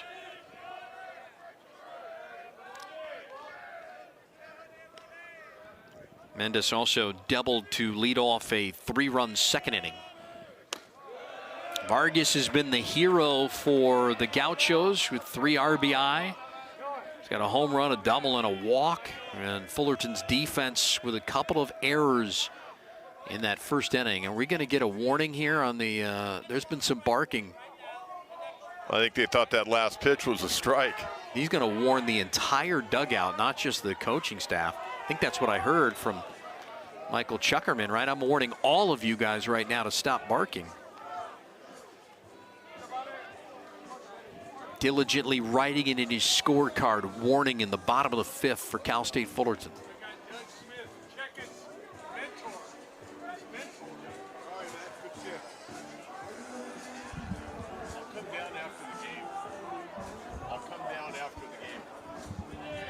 One ball and 1 strike. 1 out. Slider, did he go? Appeal to first, yep. That is Dave Buck, who had second base yesterday in the Fullerton win over Hawaii. Umpiring has taken, they've been faced a little scrutiny in this tournament so far. 2 of the 4 from yesterday have returned for this one. Burdick underneath it. And quickly 2 outs. That's 5 in a row retired by Mahoney. Now batting right fielder, number 41, Noah. Yeah, that's Mahoney's doing his job. This is exactly what you want. When you bring a reliever in, you want to throw up a few zeros, give your hitters an opportunity to get back into the ball game. It just hasn't happened against Flora, and now he's starting to really get into a groove. Here's the free swinging Noah Carliner out of the number 9 spot. You see what I mean right there. Last 4 pitches he's seen, last at bat and this at bat, all swings. He's like the guy at the batting cage when you put your money in. You want to get your money's worth. Turtleneck on this 80-degree day is quite the choice. Quite the fashion statement for the graduate right fielder. Yeah, you don't want, when you put that money in the batting cage, the old iron mics, you don't want it to hit the rubber pad behind home plate, man. You want to get your swings in. Well, Mahoney's throwing good enough where you sit to second guess yourself, and you're like, I mean, I'm sure that's part of the reason why we got the lineups as late as we did. Not only O'Hara trying to give it a go for the first time since May, but okay, do we go with Harper or do we go with Mahoney? Because it's been Mahoney for the latter part of the season. Yeah, but here's the deal with Mahoney. Mahoney right now, they may not come back and win this game, but he may help them win a ball game tomorrow because of what he does today. And that was the argument we were making for maybe allowing Harper to, go 100, 110 pitches no matter what happened. Well, Harper's had a lot of history of coming out of the bullpen, too. So, I have a feeling, we'll see how Cal State Fullerton does, but I have a feeling at some point in time we'll see Harper back out on the mound. They shade Carliner. They give him a big space in right center to left center, and he pulls it out to short. O'Hara has it on a high hop, and a good stretch by Kirchner. He managed to keep the foot on the bag for the final out. Might have hurt a hamstring too doing it. Yeah, it's 6 in a row retired by Mahoney as he authors 3 scoreless in relief. Let's go to the bottom half of the 6th. I'm sorry, let's go to the top of the 6th with the score 6-0 Santa Barbara.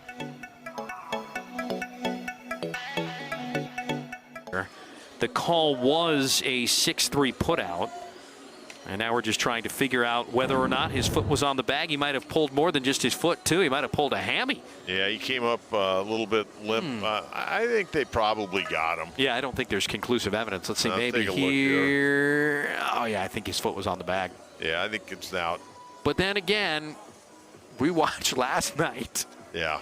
And we didn't see the same thing on replay that the umpires did, so we'll see. Well, the call is an out, and I think it's going to stay that way. I would agree with you. I just hope Kirchner's all right, because when he got out of the splits, I mean, he looked like Harmon Killebrew in like 1967 when he got hurt at the All-Star game. Oh, who remembers that reference? 1967 All-Star game? You had to go that far back, Coach. Yeah, it was in Anaheim.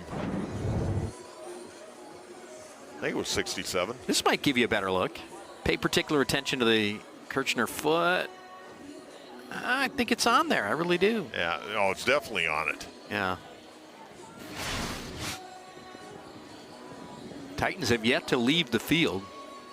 The umpiring crew is behind the Santa Barbara dugout, which is down the third base line. And they are huddled there looking at the replay underneath a tent. Nice crowd on hand for the afternoon affair. I'm sure we're going to have a good crowd tonight. Sure, Cal Poly will bring a good crew, and I'd imagine a lot of folks from UC San Diego make their trek up the freeway. Yeah, they are making their debut, are the UC San Diego Tritons in the Big West Conference Championships. They were winners in the regular season in 2023, but there was no tournament, and they were making a transition for Division II to 1, so they couldn't go on to the NCAA tournament.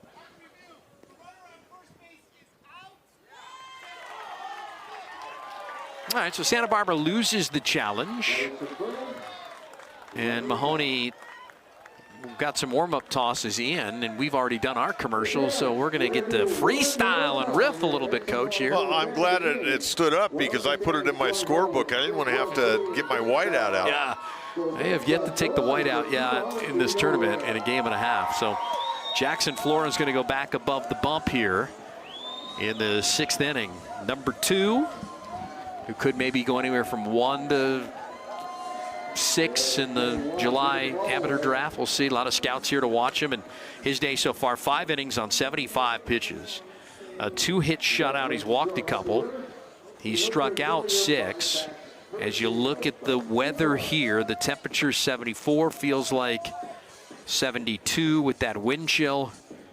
Southwest winds at 6 miles an hour. We thought we'd have some gusts up to 17, and nobody has hit the ball out to left field yet in the first 2 games of this championship. Yeah, that wind's blowing pretty good right now for right-hand hitters. You know, it'll be interesting where Flora's at right now. 75 pitches going to the top of the 6th. Probably try to get him through the 7th, and then turn it over to the bullpen for the final couple of frames. You see the wind. You saw the old blimp hanger out there at here in Irvine. That blimp hangar was actually out in Tustin. One of them burned down actually not too long ago, within the last decade. But one is still standing. There's the Big West flag and the Only the Bold. Irvine's been great host. It's sometimes could be hard to get motivated to be the host too when the host team didn't make it. I remember last year when the tournament was at Fullerton. We were staying over here in Irvine, yeah. and you were driving me back to the ballpark, and you were giving me the whole history of the blimp and what happened. I'm glad I could do that. Flora with that big leg kick and starts him off with a slider with tight break. Miller takes strike one.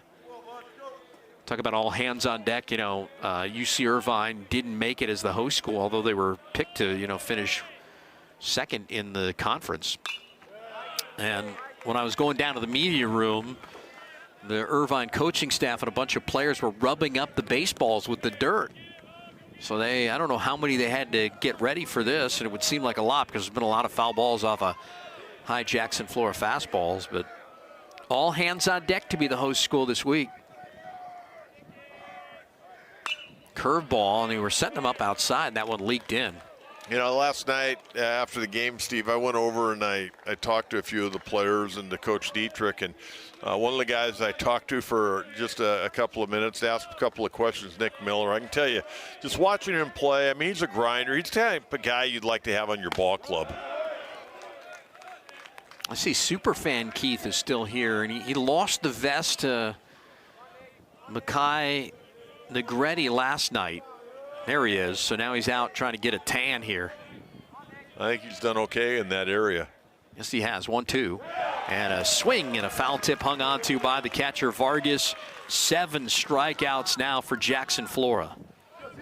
Yeah, he's really starting to find his groove. Last 3 innings. First couple, not usual Jackson Flora, but right there, tying him up with an inside fastball right there.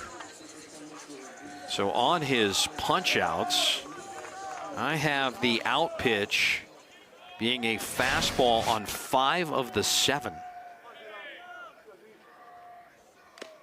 Olazaba was going to take a chance here. He struck out swinging in the 3rd inning. He also reached on a single and stayed back on a slider in the 1st inning against Jackson Flora to get one of the 2 hits that Cal State Fullerton has today. The other one is owned by Nick Miller, the leadoff batter, but Fullerton has not had a hit against Flora since the 3rd inning. They have only had 1 base runner since the 3rd inning against Jackson Flora. Hey, take a look at Santa Barbara. They've only got 5 hits, but they got 6 runs. Yeah, the 2 big errors by the left fielder Hunter Meyer loom large. And Vargas, of course, has done some damage from the left-hand side of the plate for the Gauchos. Stays alive and spoils one there. Jackson Flora has 2 complete games to his credit. A couple of shutouts as well. I don't think he'll see the finish line here today, though, pitch count-wise. Yeah, complete game shutouts over Cal Poly and UC Riverside. Riverside is last time out. Swing and a miss over the top of a slider. That is 8 strikeouts. Quickly 2 down. 6 in a row retired since the walk to Kirchner. Here's the matchup.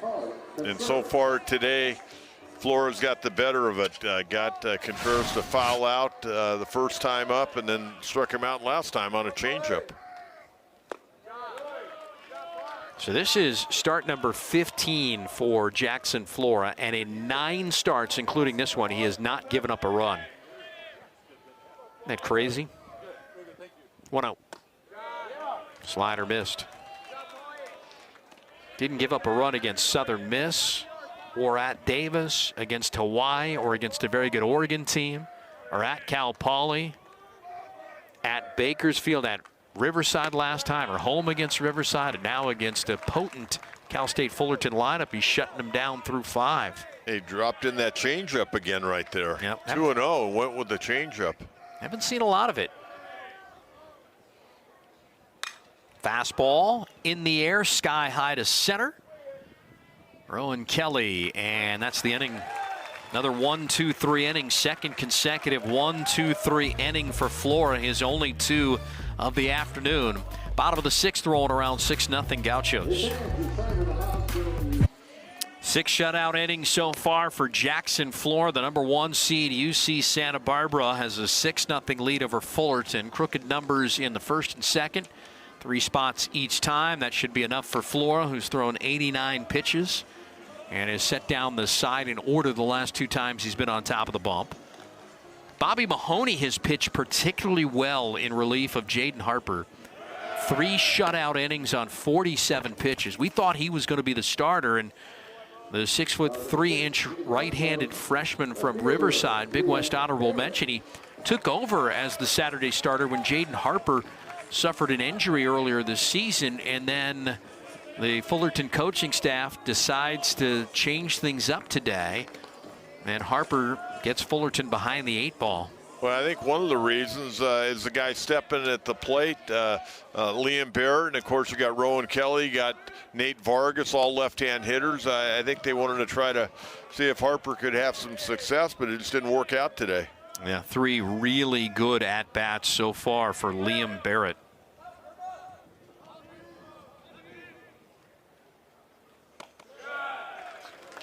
He's walked a couple of times. He's driven in a run on a fielder's choice.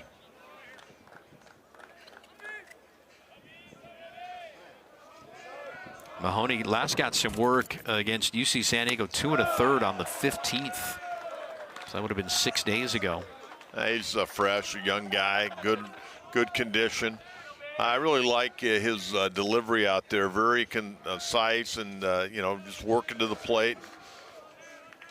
Well, he's definitely made some adjustments because the Tritons knocked Mahoney and the Titans all around Triton Ballpark. That's a tongue twister. On the 15th, he pitched 2 1/3 and he gave up a season high 5 earned runs. Had 3 walks in the game.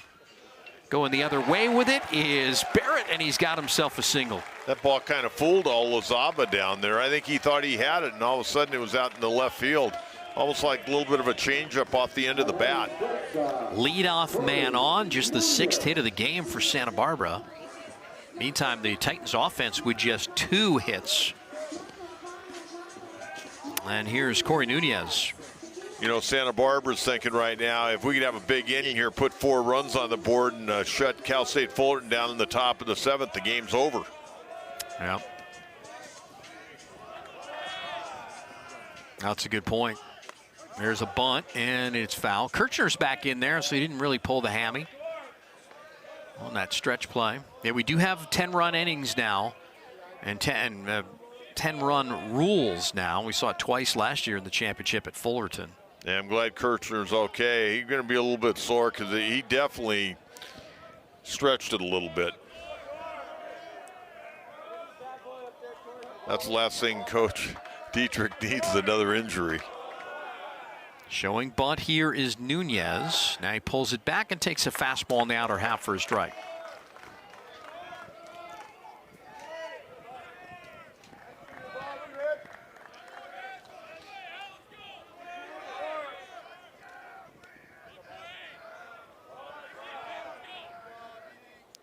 Corners are going to crash. Couldn't get the bunt down. Pulled it back. Took a ball.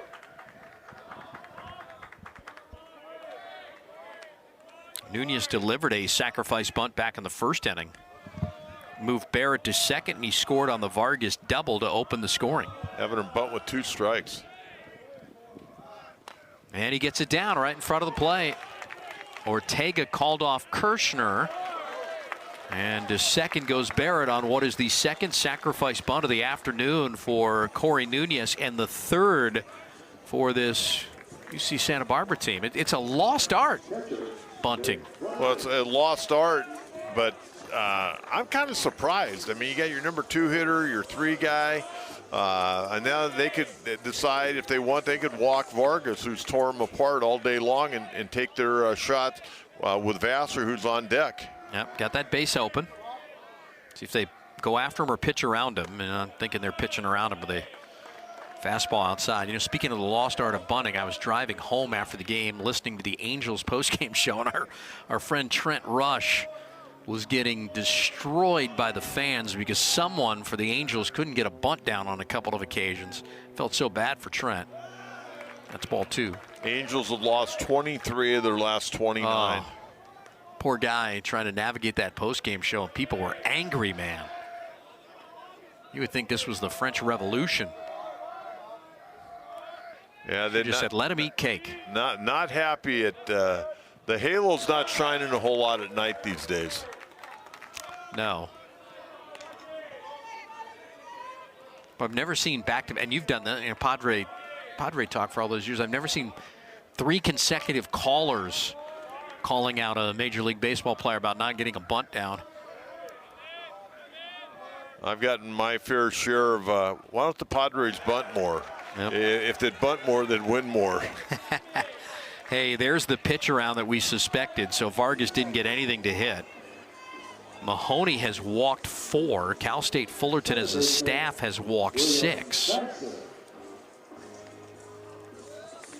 Hey, you roll that ground ball, maybe turn a double play and get out of here and get back in there. And I think Flora's got one more inning, and I think they hook him. Vassar now a timeout by Santa Barbara, an offensive timeout. You get 3 a game. And they'll spend their first. Runners are at first and second here in the bottom half of the 6th inning. We know one thing, timeouts are not all equal. Some are a little bit longer than others. Well, Fullerton did a good job yesterday. When Rich Hill was calling them, then Fullerton decided they would call them. And I did a Fullerton game earlier this season. They didn't call any, so I think they were just doing it to do it yesterday. Are you saying there was some gamesmanship there was going gamesmanship. on? Here's Vassar with a slightly open stance. Slider off the plate for ball 1. And that is going to prompt a meeting at the mound here. Yeah, 4 runs in this inning, then all of a sudden turns it into a potential 10-run rule game, right, where Jackson Flora could throw a complete game shutout. All he'd have to do is get 3 outs of the Titans in the 7th inning. And he's got 89 pitches right now, so one more would probably do it. Plus, they would save their bullpen. Yeah. And quite frankly, it would also save Cal State Fullerton's bullpen. Yeah, you took the words right out of my mouth. Here's the 1-0. Curveball hit high in the air to left field. Starting back on it was Meyer. Remember, your first step's always back. He comes in, he makes the catch. And Vassar is retired for the first time tonight. That's the 2nd out of the inning. Well, if they can get out of here, those 2 sacrifices won't have paid off. Yeah. We were talking about the walks, too. Titan pitching staff has walked 6, as we mentioned, but only one of those 6 has come around to score, and that was Liam Barrett to open the ball game. Here's Rowan Kelly. 1 for 3 with an RBI. It was his 42nd of the season. Fastball, threw his bat at it, lifts it out to right. Miller is there, he's got it, and nothing for Santa Barbara in the 6th. Wow, the 3 spot in the first, the 3 spot in the second has stood up. It's the only offense we've had in this game. On to the back third this afternoon, 6-0 Santa Barbara.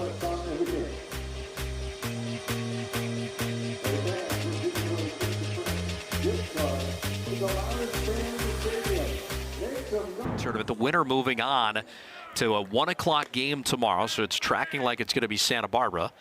And they'll take on the winner of tonight's 6 p.m. game between Cal Poly and UC San Diego.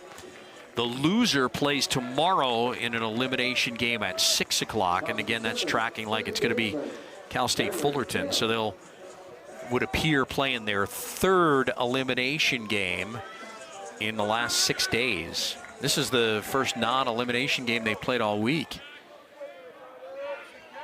Here's Cameron Kim. It's been quite a journey the last couple of weeks for Cal State Fullerton. And Kim is on to begin things in the 7th as he gets hit.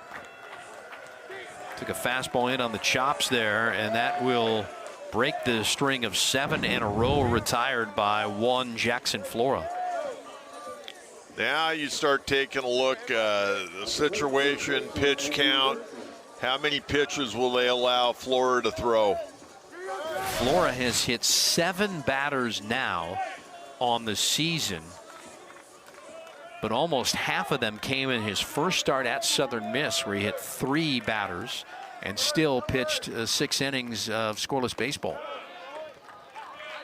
Kirchner now. Kirchner could tie into one. He's walked, he's flown out. He's 1 for 5 in this championship. Had a really good year last year. It didn't really translate to this year. I think he might have been caught up wanting to do a little too much power-wise. Yeah. It really affected his swing. Because last year, I mean, he swung the bat really well last year. And the numbers just don't add up this year for what he's done. Had 12 home runs a season ago. Those 12 home runs at the time were the most for a Cal State Fullerton hitter since 2017. And then this year, Contreras with his 14 home runs are the most for a Cal State Fullerton hitter in a single season since first-round pick of the Royals, Christian Colon, had 17 in 2010. Oh, wow. All the way back to the backstop. That's a little nuke Lelouch as well. That's the second time that's happened in this game. Well, it's the second time he's thrown one up and tight to Kirchner, and both times just barely missed. And here comes Andrew Checketts to spend a mound visit. He's seen something he doesn't like here. Pitch count is 94 for Jackson Flora. I'd like to put the speed meter on Coach Checketts along with Rich Hill and see who gets to the mound quicker. My money's on Checketts. And the pen's starting to stir for UC Santa Barbara. That was a quick chat. Well, that's just to get the right-hander to begin loosening up. And that is Joshua Geneselli. Well, that's right at your noggin right there. Geneselli loosening up. That's not fun.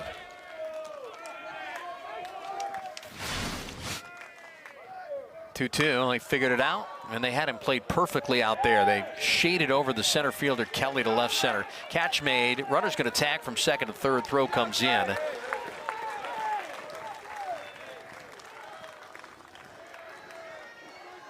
So Kirchner with a productive out with less than 2 outs.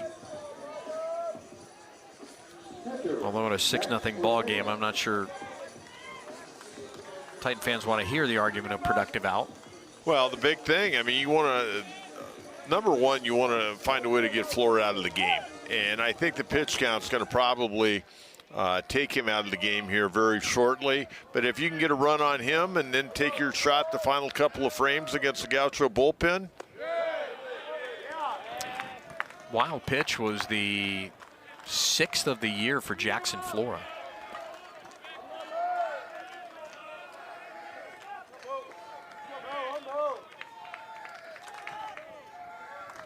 Ortega. A couple of sliders. And he takes both of them. 2 balls and no strikes for the senior catcher for Fullerton, who's walked and flown out. That was a pretty good pitch. Yeah, still looking for his first hit of this championship. He was 0 for 4 against Hawaii yesterday. Fastball, and that's on the outer half for a strike. 2 balls and 1 strike. The scoreboard had that pitch at 36 miles an hour. I don't think that was 36 miles an hour. Vargas dropped that ball. Umpires hate when they call a strike and the catcher drops the ball. 2-1, and that fastball sprayed foul. That's a fastball you got to stay off of. You can see it, but you're not going to get to it. That one up on the board is a 31-mile-per-hour fastball on that board out there in left field. Jackson Flora's undershirt seems like it's seen better days. Oh. That right sleeve's got holes in it. It must be his favorite shirt. Be a good time for a changeup. Threw a wrinkle in it and a base hit. First of the championship for Ortega, and he plates the first run for Cal State Fullerton. There won't be a shutout here today for Jackson Flora. 15th run batted into the season for Max Ortega, and he's got a story for the grandkids, huh? Absolutely. If we think Jackson Flora is going to have the kind of career that everybody thinks he's going to have. Another hitter gets on, they may take him out. He's at 100 pitches now. Again, his season high has been 118. Maybe if he rolls 2, might be the only way he finishes the 7th. That's foul back to the screen. 1 on, 1 out, 1 in. Hunter Myers had a rough go. 0 for 6 so far in the Big West Championship, and those 2 errors today out there in left field in the same inning. He too is 0 for in this championship. He's 0 for 6. And he hits it out to right field, and Carliner has it for the 2nd out. Ortega back to first, 2 outs. And this could be the last batter that Fullerton, or make it Flora, faces here in this game. 6 2/3 of 1-run ball, 102 pitches. Now, Cato O'Hara, surprised he played today. 0 for 2, done a nice job on a couple of plays at shortstop, but boy, he'd love to come up with a big hit right here and get Burdick up, try to get that order turned over. Fastball, strike.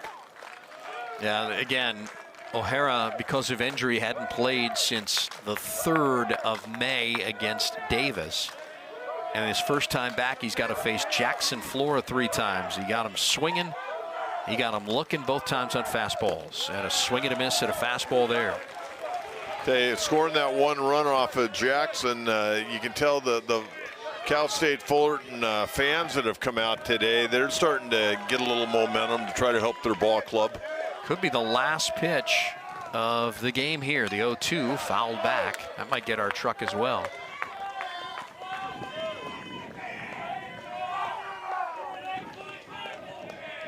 Boy, and if they don't make a regional, might this be one of the last pitches of his Santa Barbara career? I would think, though, with the 35 RPI, they're in pretty good shape, but you never know. Here's the 0-2. Fastball, swing and a miss, got him. Down on strikes goes O'Hara. He's punched out 3 times. Flora, 7 innings of 1-run baseball with 9 punchies. Let's go to the middle of the 7th and stretch here with Santa Barbara leading 6-1.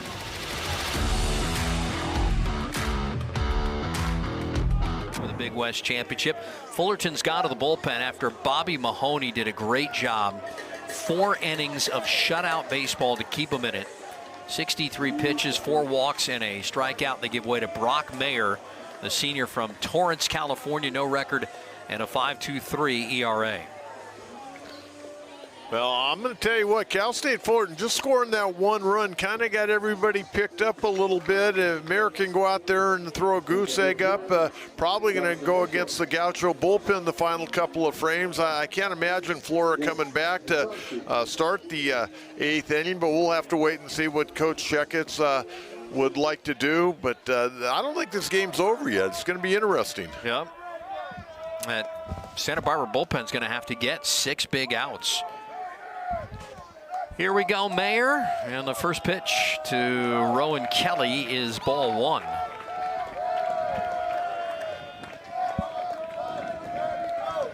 I'm sorry, not Rowan Kelly, Nick Hasofsky.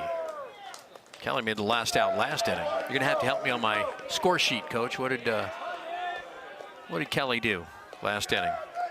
He flew out to right. Ah, there we go. Beg your pardon there. 2-0 on Nick Hasofsky. He's 0 for 3. Fastball, and that missed.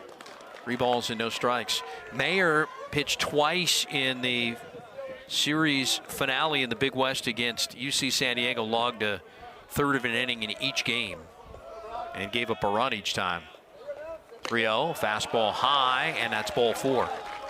Leadoff walk on 4 pitches, man. That's not the way you design it.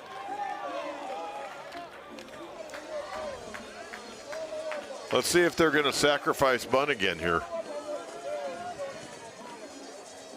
They've done that a couple of times with a 6-run lead. Now they've got a 5-run lead. And neither time did it pay off. I couldn't push it across. Xavier Esker. Yep. Corners crash. Curveball, and that missed for ball 1. We keep getting so many visitors up here to our press box. We know we're popular, but they've got to shut the door on the way out. If not, everything blows. Here's the 1-1, or the 1-0 rather. Strike, 1-1.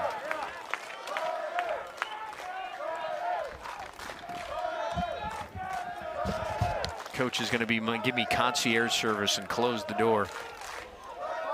1 ball and 1 strike. Esker showing bunt. Esker pulls it back.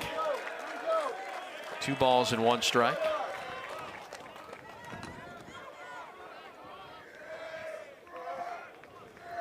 Six runs, 6 hits, no errors for Santa Barbara. Run, 3 hits, 2 errors for Fullerton. Thank you, Coach. Not a problem. Try to help out the ball club any way I can. You are a team player. And you got a piece of it for a strike, 2-2. Cal Poly, UC San Diego, 6 o'clock. Well, if you haven't seen Steele Murdoch pitch yet for UC San Diego, he's got a chance to be a draftable guy next year. I would think Griffin Ness will go for Cal Poly. Yeah, we saw Cal Poly last year. They played some awful good baseball. Yeah, this year's lineup's like the 27 Yankees. They crush it. 2-2. Fastball down low. 3 balls and 2 strikes. Well, you might walk back-to-back batters to start this 7th. Yeah, that can stymie your momentum a little bit. He finally got a run against Flora on 105 pitches. Jackson's probably not coming back out there. You got a little bit of momentum.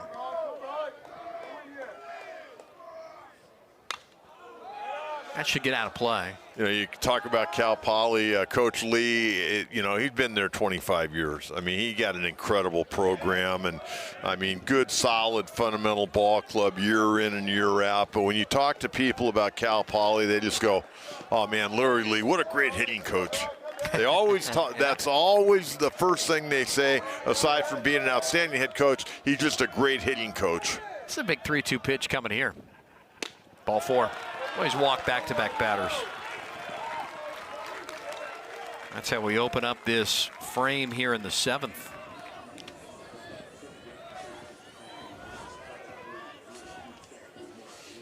And here comes Jonathan Mendez.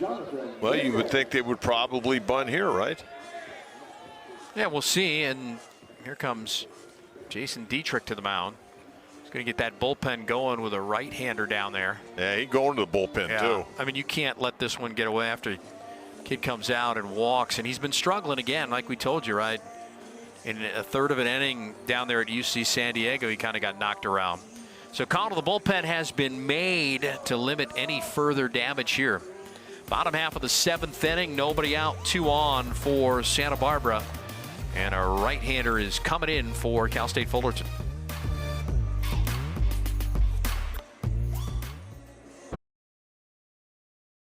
Games.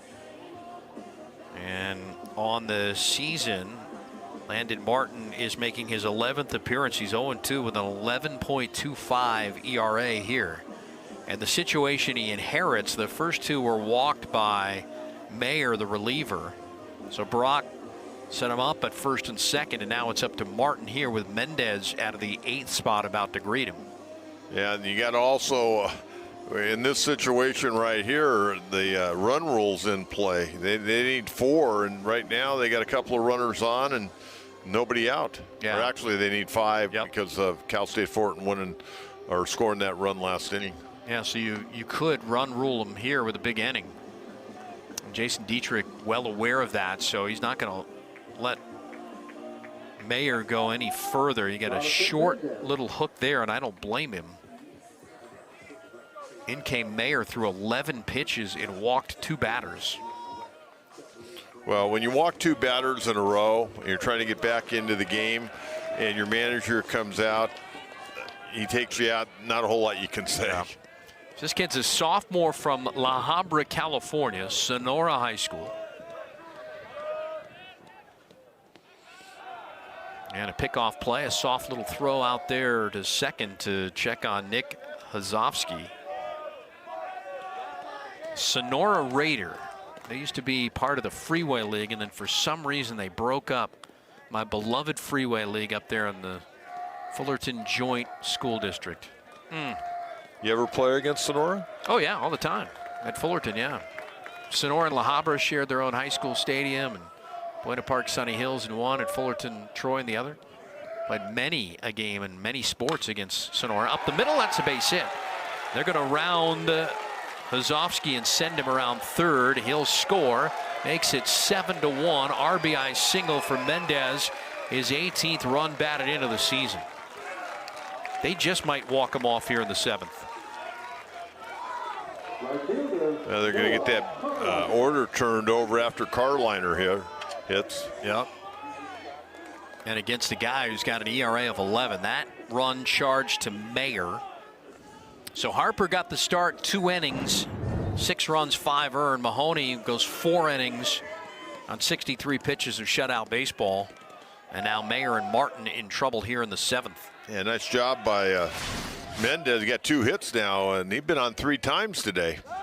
Another pickoff play out to second base with the second baseman Kim covering.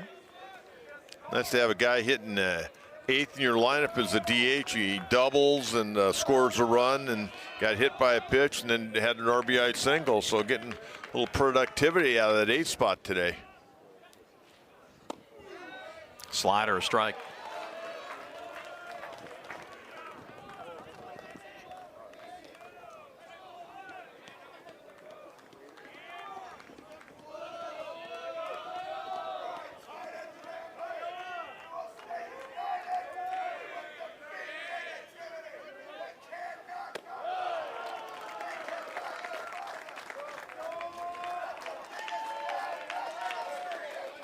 On deck, Liam Barrett again at top of that Gauchos lineup.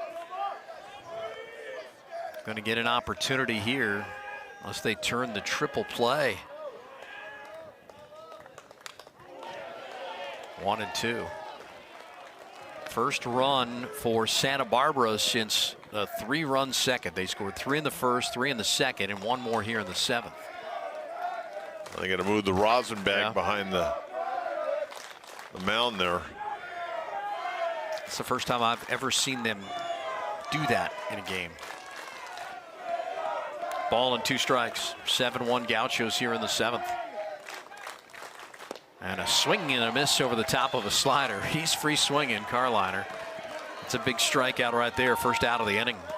Yeah, you mentioned the Rosenbag, and remember during COVID, each guy would bring his own Rosenbag, and at the end of the inning, the pitcher would have to pick up his Rosenbag and take it to the dugout. Boy, that's crazy times we're in. Yeah, hard to believe we went through that. I wonder how much transmission there was via a Rosenbag. Did anybody ever do a study? I'm going to get a grant from the Department of Education to study that. Here's Liam Barrett, and they'll give it to me. Look, I've been a college administrator now for 12 years. I know how to write grants, man. I can get that one. 1 strike the count on Liam Barrett. Well, it seems like Liam Barrett's hit for the whole afternoon. I mean, this guy's going to need to be hydrated tonight. Yeah, he's pretty comfortable here. 1-1 now. He's walked and scored. He's driven in a run on a fielder's choice. He's walked in the 3rd. And he singled in the 6th inning. Well, he got at-bats in the 1st, 2nd, and 3rd. Yeah, 5th plate appearance, and we're in the 7th. Yep. Winner plays at 1 o'clock tomorrow in the Sun against either Cal Poly or UC San Diego. I saw Cal Poly's in the house now. And that got a piece of him? Yep, it did. Oh, no, they're going to say he ran his elbow into it. That's going to be a strike. 1-2. Here comes the skipper. Andrew Checketts now to the home plate umpire, Michael Chuckerman, who's heard it from both benches here. Yeah, I might agree with that one. But you know what? I'm going to tell you what. A lot of guys don't know how to get out of the way of a pitch. He did the right thing, turning that front shoulder in to take it in the middle of your back. He just happened to hit his elbow. Hey, Andrew Checketts is going to get the umpires to talk about it here. Hey, he took that pitch the way you should on a high pitch that could hit you. A lot of guys, the way the hitting style is now, guys walk right into pitches. He did the right thing. He handled that very good.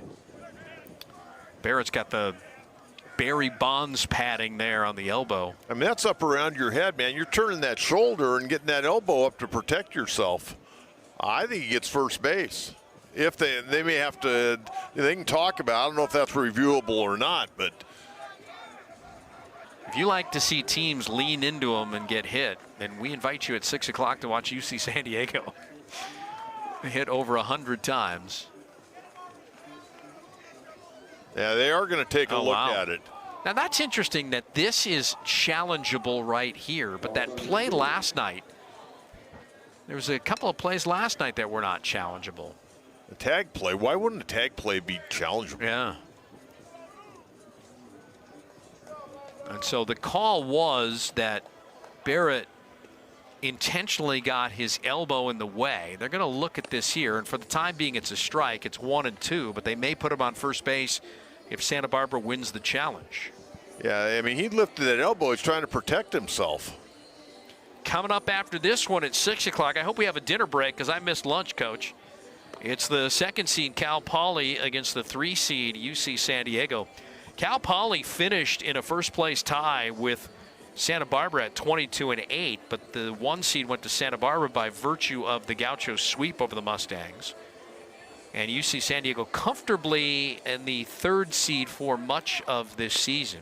Tell you what, Cal Poly getting out here early. I mean, most of the teams get here 2 hours. They've been here for a few minutes, so they're getting out of here close to 3 hours before game time. Yeah, I haven't seen the Tritons yet. A lot of times you'll see teams, they'll allow them ahead of time to go in and take some cuts in the batting cage. Yeah, but both teams got here at about, this morning just before 11 o'clock, and both teams got to hit in the cage a little bit, and they took infield, outfield, but getting out here real early.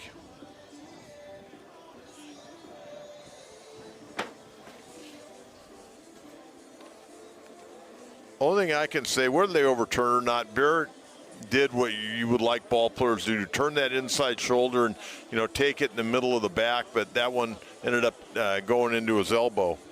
But again, raising that elbow to protect his face a little bit. Fullerton softball team here raising the roof. There you go, ladies. We showed you that video yesterday where they hit a walk-off home run in the 7th inning. And, they're going to dab for us. All right. And, yeah, we showed that yesterday where they hit a walk-off right to where the baseball team was lined up ready to take the field. On the other field, if you go to Cal State Fullerton off to down the first base line, it's almost like the stadiums touch each other, right? It's on one side you got baseball, on the other side you got softball. And they run congruent down the first base line and the third base line of the two. Well, I guess they're having a hard time sorting this one out, Steve. Well, if they award him first base, the bases will be loaded with 1 out. Here's what they're looking at. Did he lean into it? I don't think so. So you're thinking this thing's going to get overturned here, huh? Well, I think it should be overturned. Yeah. Whether they overturn it, that's up for debate. It was the home plate umpire made the call, Michael Chuckerman, who said, no, he didn't make a move to get out of the way. So this could load the bases here, and then you're in slam range of walking off Cal State Fullerton run rule style here in the 7th inning. Well, Barrett, he did the way you'd like your players to do so they don't get hurt, and we're going to see what the call's going to be here. All right, there's your rules. Digest them for a second, because here comes Michael Chuckerman.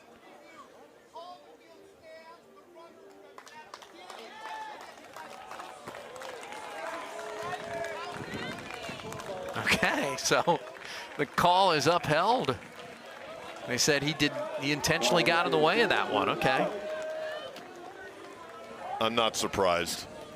All right, so the at-bat will continue here. 1 ball, 2 strikes with 1 out. Runners at first and second. Last of the 7th to run home. 7-1 Santa Barbara as they look to advance. They were knocked out of the 4-5 game on Wednesday a year ago. Here's the 1-2. And that's down low. Did you see that? We had another person come in and leave the door open. We have to get a doorman. I'm gonna lose all we got paid sponsor stuff. I can't have it fly out of the window. That happened, I think, at a White Sox game earlier this year. Spring training. 2-2, and little pop up here. Is that going to be an infield fly? It falls in, and they got a chance for a double play. Foul ball. They're going to say foul ball now? Picked up in foul ground.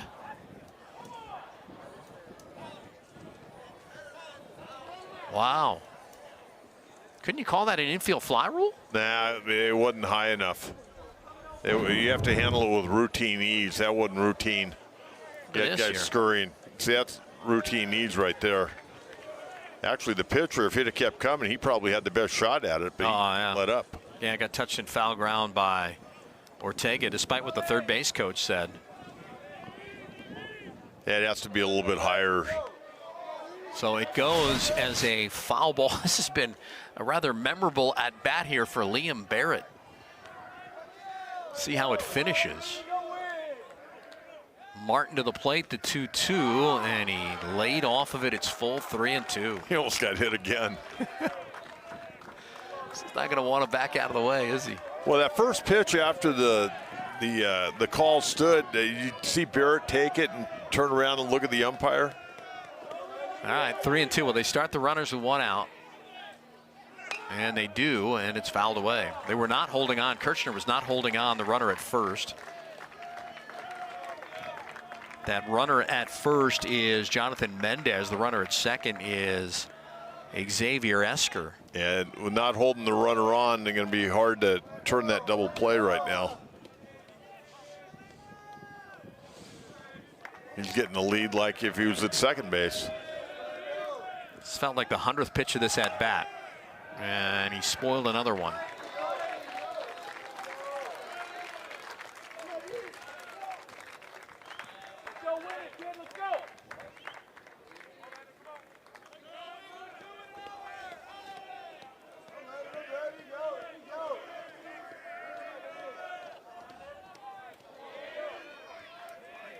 I wonder if Landon Martin thought he'd even pitch today. He hadn't pitched a whole lot this year. Swing and a miss. Runner goes. Throw down. They're going to get the strike him out, throw him out, double play to end the inning. They cut down Esker. He's wiped out on the base pass for just the second time this season, and Fullerton stays in it, huh? They give up a run. They'll get a chance to bat in the 8th after 7-1 Santa Barbara. Tip of the cap to Jackson Flora. His afternoon is over. 7 innings of 1-run baseball, 3 hits, 2 walks, and 9 strikeouts. And he gives way to the bullpen. Josh Janicelli, freshman with good stature, 6'5", from Santa Rosa, California. And he is 2-1 with a 3.38 ERA. He gets the 8th inning with a 6-run lead. And he'll deal with Burdick, Miller, and Olazaba, the 9-1-2 hitters for Cal State Fullerton, as they chase 6 in the 8th. Well, I can tell you this, Cal State Fullerton, they're happy that Flora is out of the ball game, but Janicelli's no day at the beach either. I mean, this guy's put up some pretty good numbers. So we're into the pen here for the Gauchos to try and get the final 6 outs. Janicelli, his 15th appearance. He's started 5 games, so lends me to believe that he'll get a few starts on Tuesday, right? 2-1, 3.38 ERA. Big strikeout guy, though. Wow, 42 punch-outs, Coach, in 29 1/3 innings. Yeah, Andrew Checkett's bringing this guy in to snuff out any hopes that Cal State Fullerton can come back. Good fastball with some 2-seam run over for a strike on the inner half. That first pitch you throw, you run it in on Burdick inside. Opponent's hitting 184 against Janicelli. Fastball upstairs. So another great pitching performance by Flora. The staff has been fantastic. It's often overlooked with, outside of Flora and Hawaii with the strong staff ERA, but a tick below is Santa Barbara at 3.45 for a team ERA, which puts them in the top 10 in the nation. Swing and a miss, got him. They'll complete the out at first base with Vargas down to Hasofsky. Well, he come in throwing a changeup, moving that fastball. I think the two-seam fastball ran it in that first pitch to Burdick. That's what you want when a guy comes out of the bullpen, man. You want him coming right at guys. You don't want to walk guys and give teams an opportunity. You want to bury them when you can. We have 2 balls that have hit our truck here today. We need a third for the hat trick in this game. You think we can get it, Coach? I think anything's possible. There's that changeup, by the way, swung over the top of by Nick Miller. I want to put into perspective what 2 of these pitching staffs have done. Is that there's going to be a little Texas leaguer that's going to fall in for a base hit. Miller's got a 1-out single. He's got his 5th hit. Not the 5th hit of the game, but 5th hit of the tournament. So the top ERA coming into the postseason belongs to the 6th-ranked Oregon State Beavers at 3.33 ERA. Second would be by the #1 team of the nation, the UCLA Bruins, at 3.40. Hawaii was there at 3 at 3.44. Then you had USC at 3.47. And this is all nationally, even though they're all West Coast teams. And then you've got this Santa Barbara team sitting there in a tie for 4th with USC at 3.47 team ERA coming in. That was to start the week.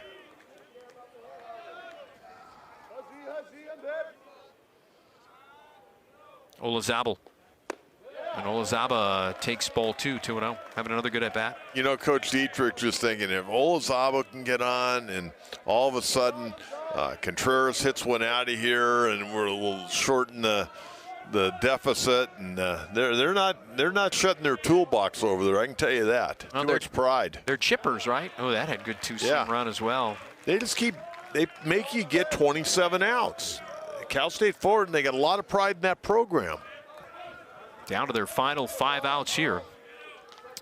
And may face elimination tomorrow at 6 o'clock against the loser of the Cal Poly UC San Diego game. Tried to run that 2-seamer on the outer half and get it to leak back over, and it didn't. 3 balls and a strike here on Olazaba, looking to reach base for the 2nd time today. He's already got 3 hits in this championship. Freshman from Riverside. And he draws a walk. Well, that's what Fullerton needs. They need base runners. Giannicelli with his first walk. Here's Paul Contreras now. I like Contreras with 2 ducks on the pond here for the co-field player of the year in the Big West Conference. That run that UC Santa Barbara got last half inning, looking a little bit bigger right now. Yep, Chase Hoover starts an assignment. Senior left-hander from Santa Barbara, to TCU transfer. All of this done to try and lock down win number 11 against no losses for Jackson Flora. 105 pitches, 9 strikeouts. Contreras. Fastball missed, 1-0. Contreras can hit any pitch. He actually reminds me kind of Vladimir Guerrero. Remember? Guy could golf one for a home run. He's one of my all-time favorite players. Just trying to think of the comp. It just came to me now. That's over for a strike. 1-1. Just seeing him hit that changeup yesterday for an RBI single against Magdaleno. Whenever Contreras comes up, I have to note the wind is blowing out to left. Though his last 2 home runs have been opposite field to right center. Well, he could have driven that one maybe to right center. He lays off of it. 2 balls and a strike.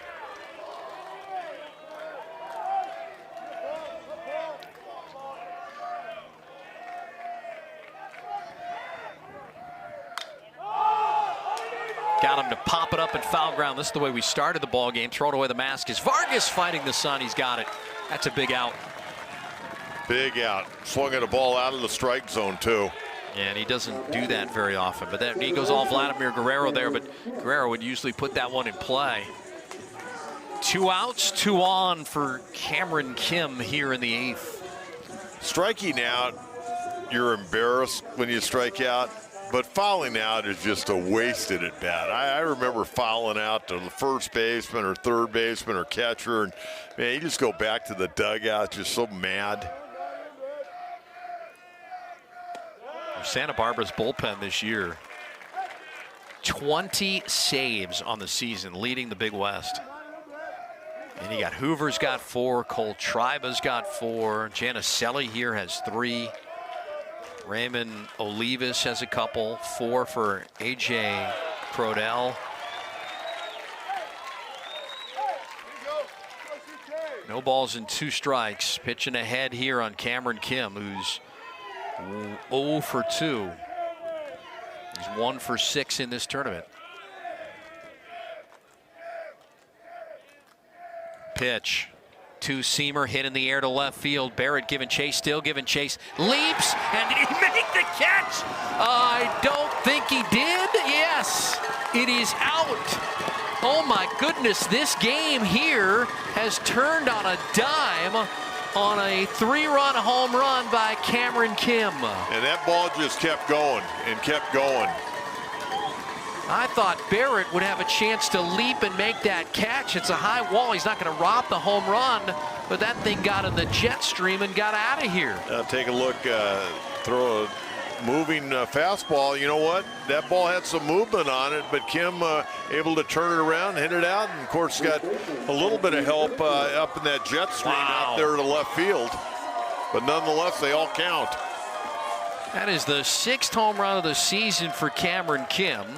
RBIs 30, 31, and 32. And here's Kirshner with it, a 3-run ball game here in the 8th.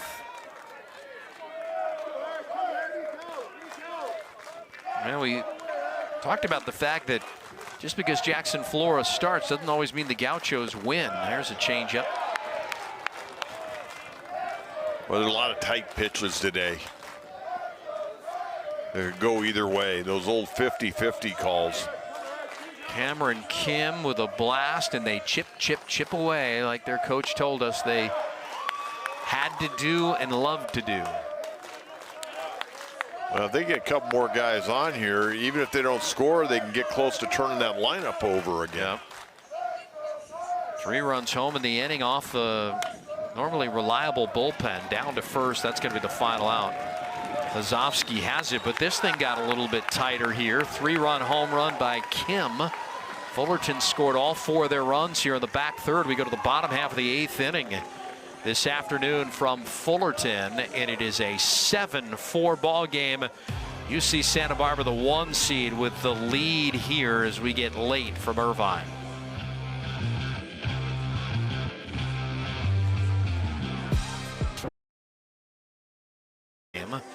Closest Cal State Fullerton has been since the top half of the 2nd inning when they trailed 3-0. So far, those 3 runs in the 1st and 2nd for Santa Barbara have held up. They built some equity. They got a 3-run lead. And Santa Barbara now in the 8th inning will send up Nunez, Vargas, and Vassar against Landon Martin.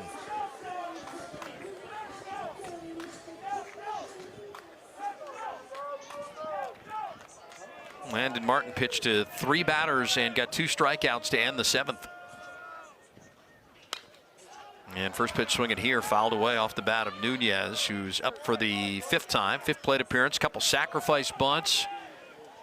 Reached on a fielder's choice and scored. He's also flown to center, the 2-hole hitter, the shortstop for Santa Barbara.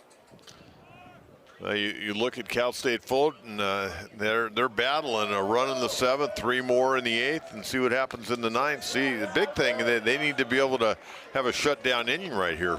Yeah, in the 9th inning for Cal State Fullerton, it's Ortega, Meyer, and O'Hara. You might see a pinch hitter in there too. O'Hara's had a rough day at the plate. It made a couple nice plays at shortstop, but 0 for 3 with 3 strikeouts. 0-2, high bouncing ball to short. O'Hara waits on it. Got to make the long throw and just got him by a step. That's a nice play. Yes, it is. He backed up, got that high hop, and then just drove off that back leg and made a perfect throw to Kirshner over there at first base. Take a look. Watch this ball kangaroo hop on him. He'll back up and get that hop, boom, and drive off that back leg. Picture perfect. Got to like that. We're in the bottom of the 8th inning, 1 out. And I might also mention O'Hara probably not 100%. Yeah. That's who I think they'll probably hit for next inning, because they can move some guys around for defensive reasons if they have to take the field in the bottom of the 9th inning. Vargas, oh man, he has been a pain. 2 for 2, a couple of walks. He's been on base 4 times. He's had a home run. He's driven in 3. His 2-run home run in the 2nd inning made it a 6-0 ball game and built that equity we spoke of a moment ago. And that is a foul ball. Wow. And they're playing no doubles at first base right now. Olazaba on the other side, not playing on the line with a left-hand hitter at the plate. I think had some heat coming off the bat. Good call by the first base umpire, Dave Buck. That ball got down there in a hurry. You're worried about trying to get out of the way of it, yet make a call. Yeah. Dave Buck was at second yesterday. 0-2.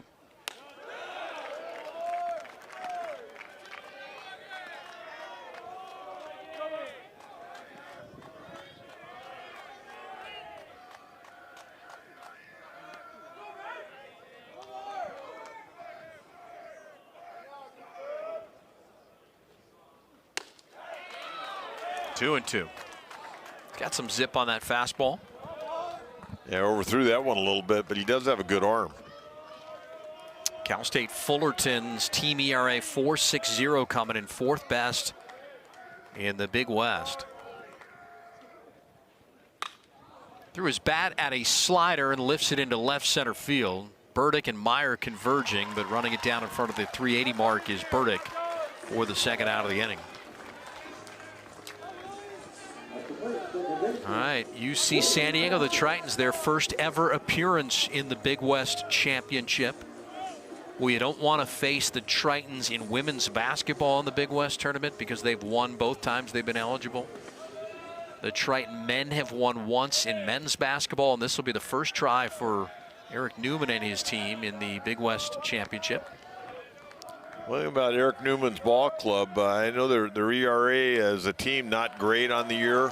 I would imagine still Murdoch going to throw tonight, but one thing, they're going to swing the bat a little bit. And of course, Michael Crossland's been out. Now he's not going to play this weekend, but Michael Crossland, a guy who was a first-team all-conference selection a year ago, second team this year, fractured his hand here a few weeks back.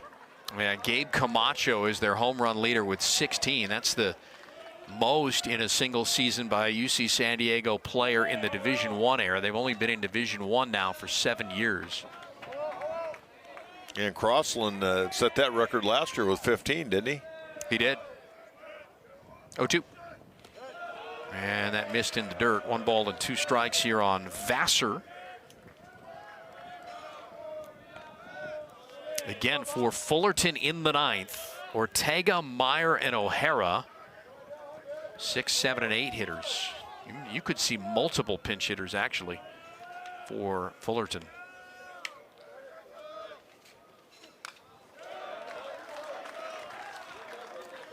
Some of the options for Fullerton to take a swing might be Nico Lombardi, who caught last night.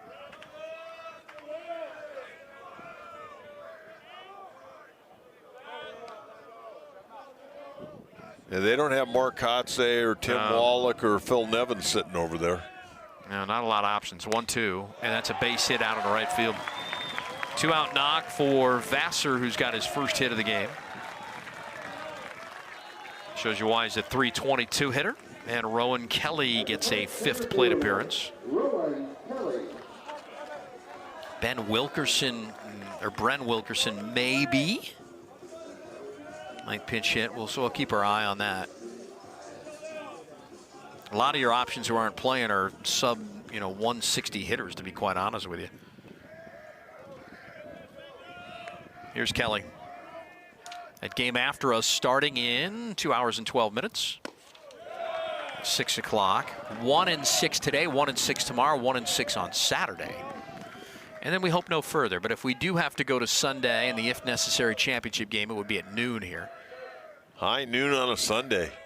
Right before Memorial Day. 1-0. It's a strike. They caught the corner.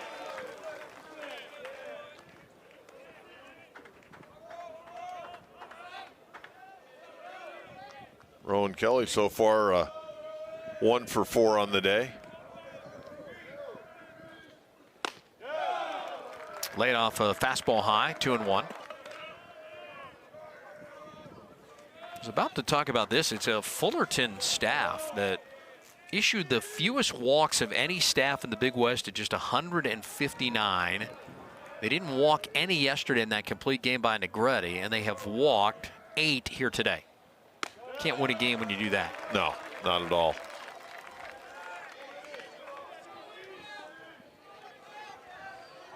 Actually started the final week of the regular season, did Cal State Fullerton, ranked 26th in the nation, allowing just 4.8 runs per game. But on the flip side, the Santa Barbara team is 3rd in the nation, only allowing 3.8 a game, and there is walk number 9 for the Cal State Fullerton staff in this game. It's a 2-out walk. It puts runners at first and second. Martin with his first walk. And it gives way to Nick Hasovsky. Now Martin got to bear down. I think they're going to go to the bullpen. They got a right-hander warming up down there out of our range where we can see, but I think Jason's probably going to hook him here. He's got that right-hander loosening up. That might be it after 33 pitches for Martin. Yep, they're going to make a call to the bullpen for Cal State Fullerton. Right-hander coming in Chris Hernandez. We'll tell you all about Hernandez here with 2 outs in the 8th when we return.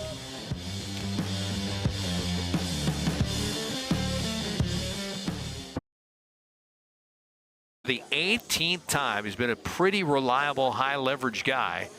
And there's the numbers to prove it. 2-1, a 2.87 ERA. And Jason Dietrich just says, get this final out of the inning and give us a chance right in the 9th inning.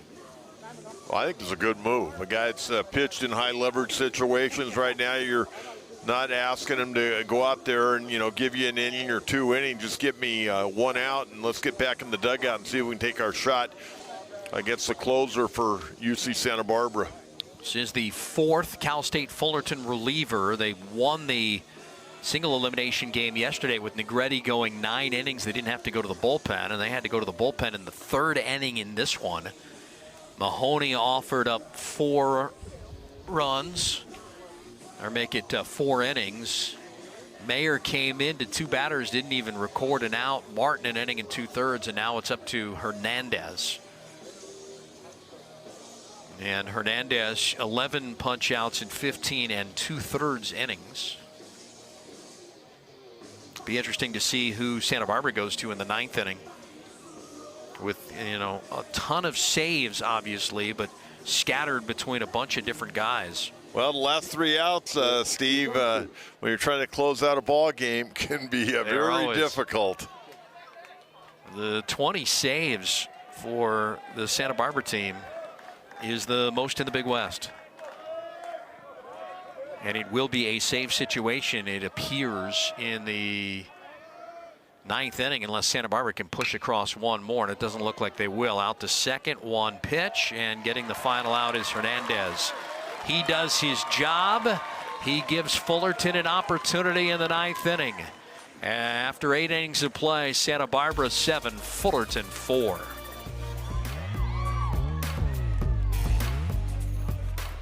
To the championship round, where they'll face either Cal Poly or UC San Diego. The winner of that game coming up at 6 o'clock tonight.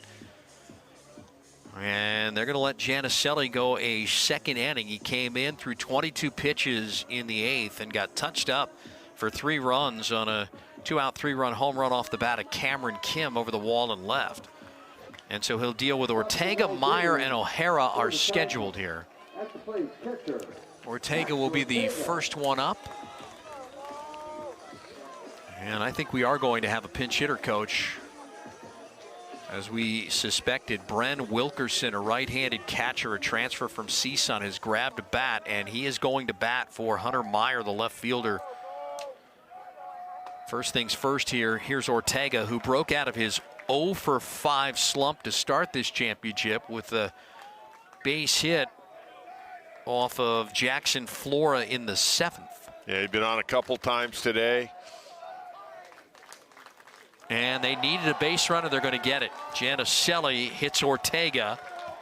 Oh, man, that is never good to hit the first guy to open up an inning. Well, they got a left-hander down in the bullpen warming up. Yep. Again, it's not a save situation for Giannicelli because he created the save situation by giving up the 3-run home run last inning. It would be for anyone coming out of the pen. And so Hunter Meyer is out. There is the bullpen. At left-hander is Chase Hoover, who has a number of saves to his credit, but here is Wilkerson. And getting the pitch comm ready to go. Wilkinson, Bren Wilkinson, senior catcher transfer from CSUN.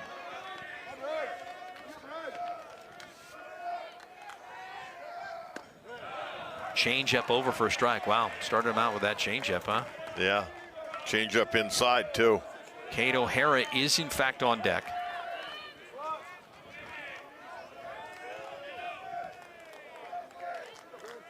Strike one pitch. Doesn't really seem to have control of that like two-seamer. Like he's trying to throw it outside and get it to leak back, but it just won't do what he wants it to do. It won't cooperate, if you will. Tough coming off the bench in a situation like this. Wilkinson, curveball, and he didn't swing at it, takes it for a strike. 1 ball and 2 strikes. Giannicelli would love to roll 2. Wilkinson's playing in his 15th game of the season. He's 10 for 33 without a homer and 6 RBI. And he swings, softly hits it in the air to left field. Barrett's got a beat on it. He's got it for the opening out of the 9th, and Ortega retreats. Yeah, all you got to do right now, get one guy on, and the tying run comes to the plate. That wind blowing out to left, a right-hand hitter get one up into the jet stream like we saw last inning. You want the bloop and the blast, huh? You never know what can happen.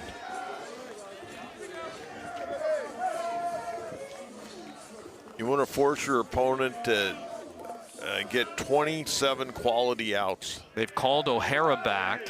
Damian Cassis now. Big spot for a freshman from Fontana, California.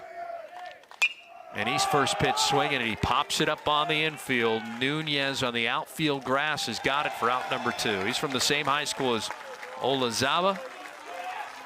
And the last line of defense here is Cam Burdick. Yeah, that was not the type of swing you're looking for. We hope in our post-game interview to talk to Jackson Flora, who's about to go to 11-0. If Giannicelli can get the final out here. Again, it would not be a save situation. On deck is Nick Miller. They'd love to give him an opportunity here. This is a big at-bat for Burdick because the tying run is on deck here as we approach the 4 o'clock hour. Runner goes, catcher's indifference, ball 1. Yeah, they're playing behind the runner down there at first base.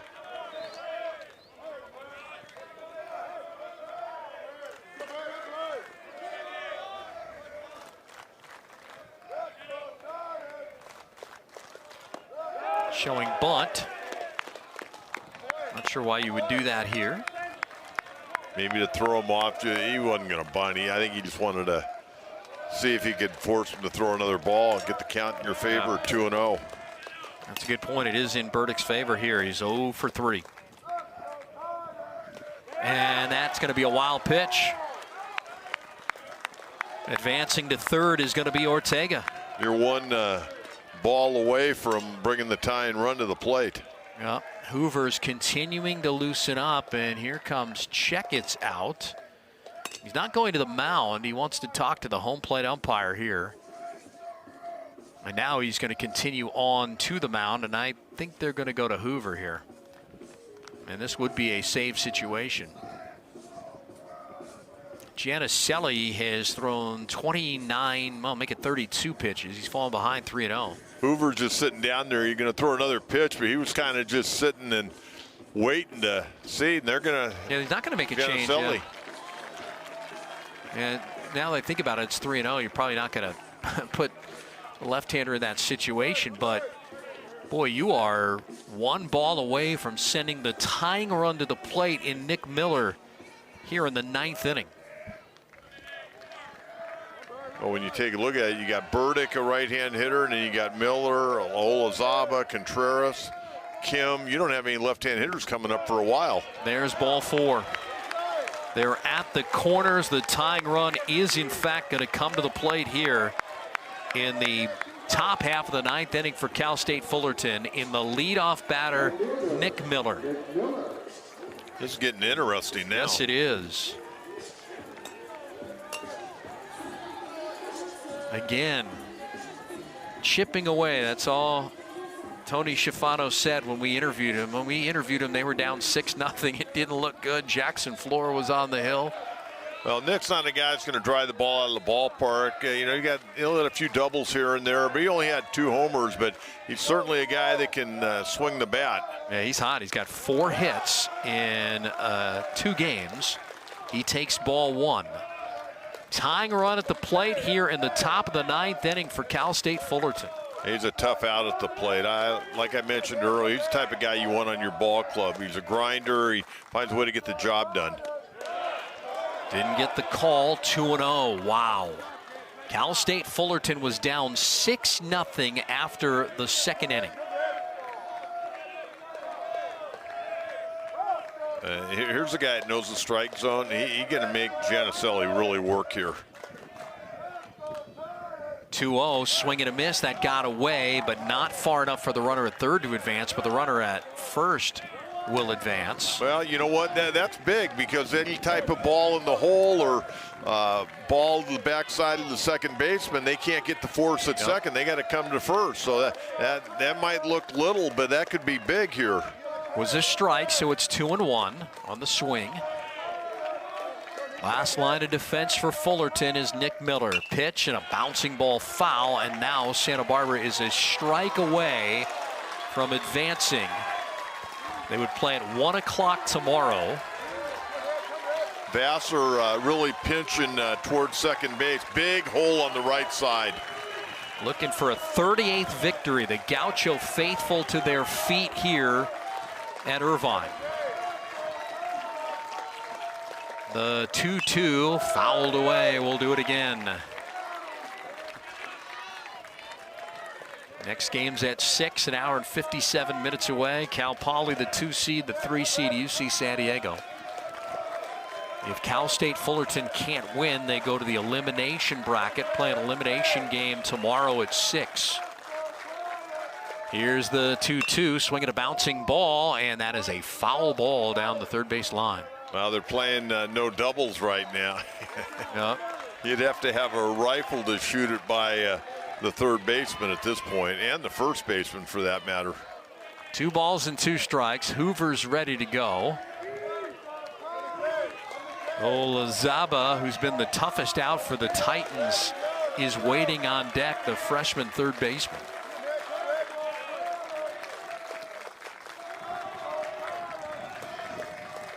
Two again, and that is fouled away again onto the grassy berm. Went soft there.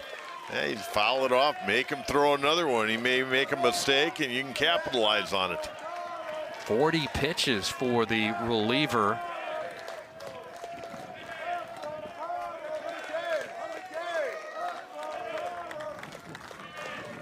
Josh Giannicelli came in. It was 7-1. Tying run at the plate. 2-2, swing and a miss. He took something off of it. Got him to swing and miss, and Santa Barbara has a 38th win of the season. And they're going to advance on to tomorrow's semifinal game.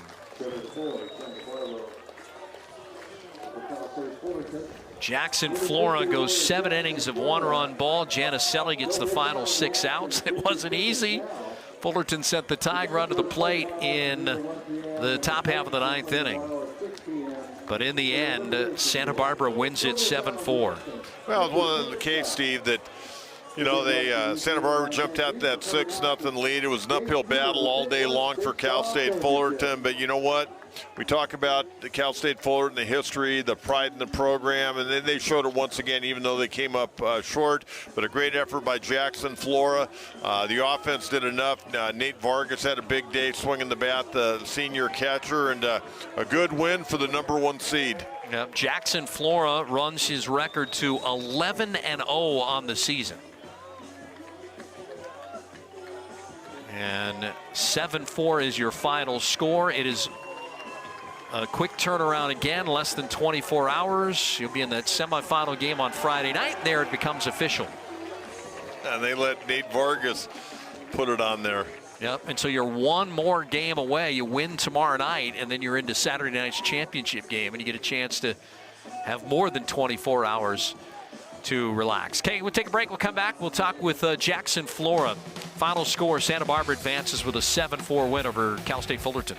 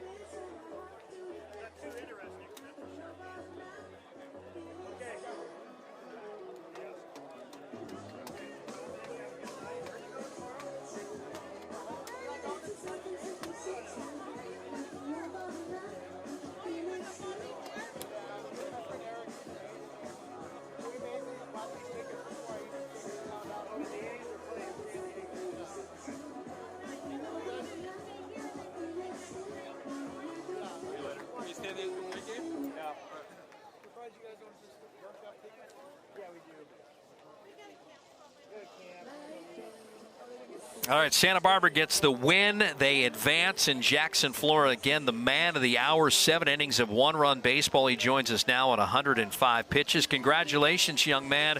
If you would, take us through your start. I mean, you got 6 runs to work with in the first 2 innings. You made it look easy. Yeah, thank you. I appreciate it. Yeah, I mean, my offense made it pretty easy for me today, coming out of the gate and ambushing them. So my job was just to you go out there and get shutdown innings and put up zeros and give us a chance to win. Hey, Jackson, talk a little bit about how you kind of got into the game. We were talking with one of the coaches, and I said it looked like the first couple innings you didn't look all that comfortable, and you got through the third, and then after that it seemed like you really got into a good rhythm. Yeah, I think I just came out, just not really used to this mound. It's not my favorite mound, so I was just trying to kind of get the ball across and get outs. And then, once it dried up and got a little warmer and I got going, it was a lot easier, just throwing strikes. And especially once you get a lead like that, just throwing it over the middle and forcing contact and staying on the attack. And then, once you get one strikeout, then you get another, and then you get another, and you just start kind of feeling the groove, and it's awesome. Hey, I want to ask you, because I know you guys were traveling down last night when the elimination game was going on. Were you watching it on TV, or were you kind of hoping you'd play this team or that team? What was it like? Because you're trying to get prepared. You're throwing today. What was it like last night, finding the final outcome? Yeah, we watched a little bit on the bus on the way down here, but at the end of the day, we kind of preach the mindset that you're just facing, 9 faceless hitters and just executing each pitch. So, I didn't really have an opinion on who we were going to go out there and face today. I was just trying to get my mind right to come out here and compete and win a game. So, it's just pitch by pitch, getting one out at a time, and it doesn't really matter who you're facing. All right, congratulations, young man. Thank you very much. I appreciate you guys. Yeah, that's Jackson Flora, 105 pitches. 7 innings, 1-run baseball. He is now 11-0 on the season. So they're into tomorrow's semifinal game. They'll take on the winner of the game coming up here between the 2 and 3 seed, Cal Poly and UC San Diego. Meantime, Fullerton on to an elimination game, and they will battle to stay alive tomorrow night at 6 o'clock against the loser of that game coming up at 6 o'clock. Boy, this wind is starting to whip out.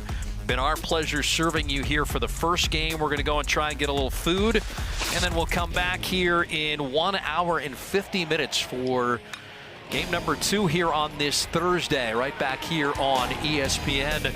It will be 2-seeded Cal Poly, who tied this Santa Barbara team for the regular season championship against the 3-seed UC San Diego. For our great crew, my broadcasting partner, the coach John Quintero, my name is Steve Quist. Until tonight at 6, good afternoon from Irvine.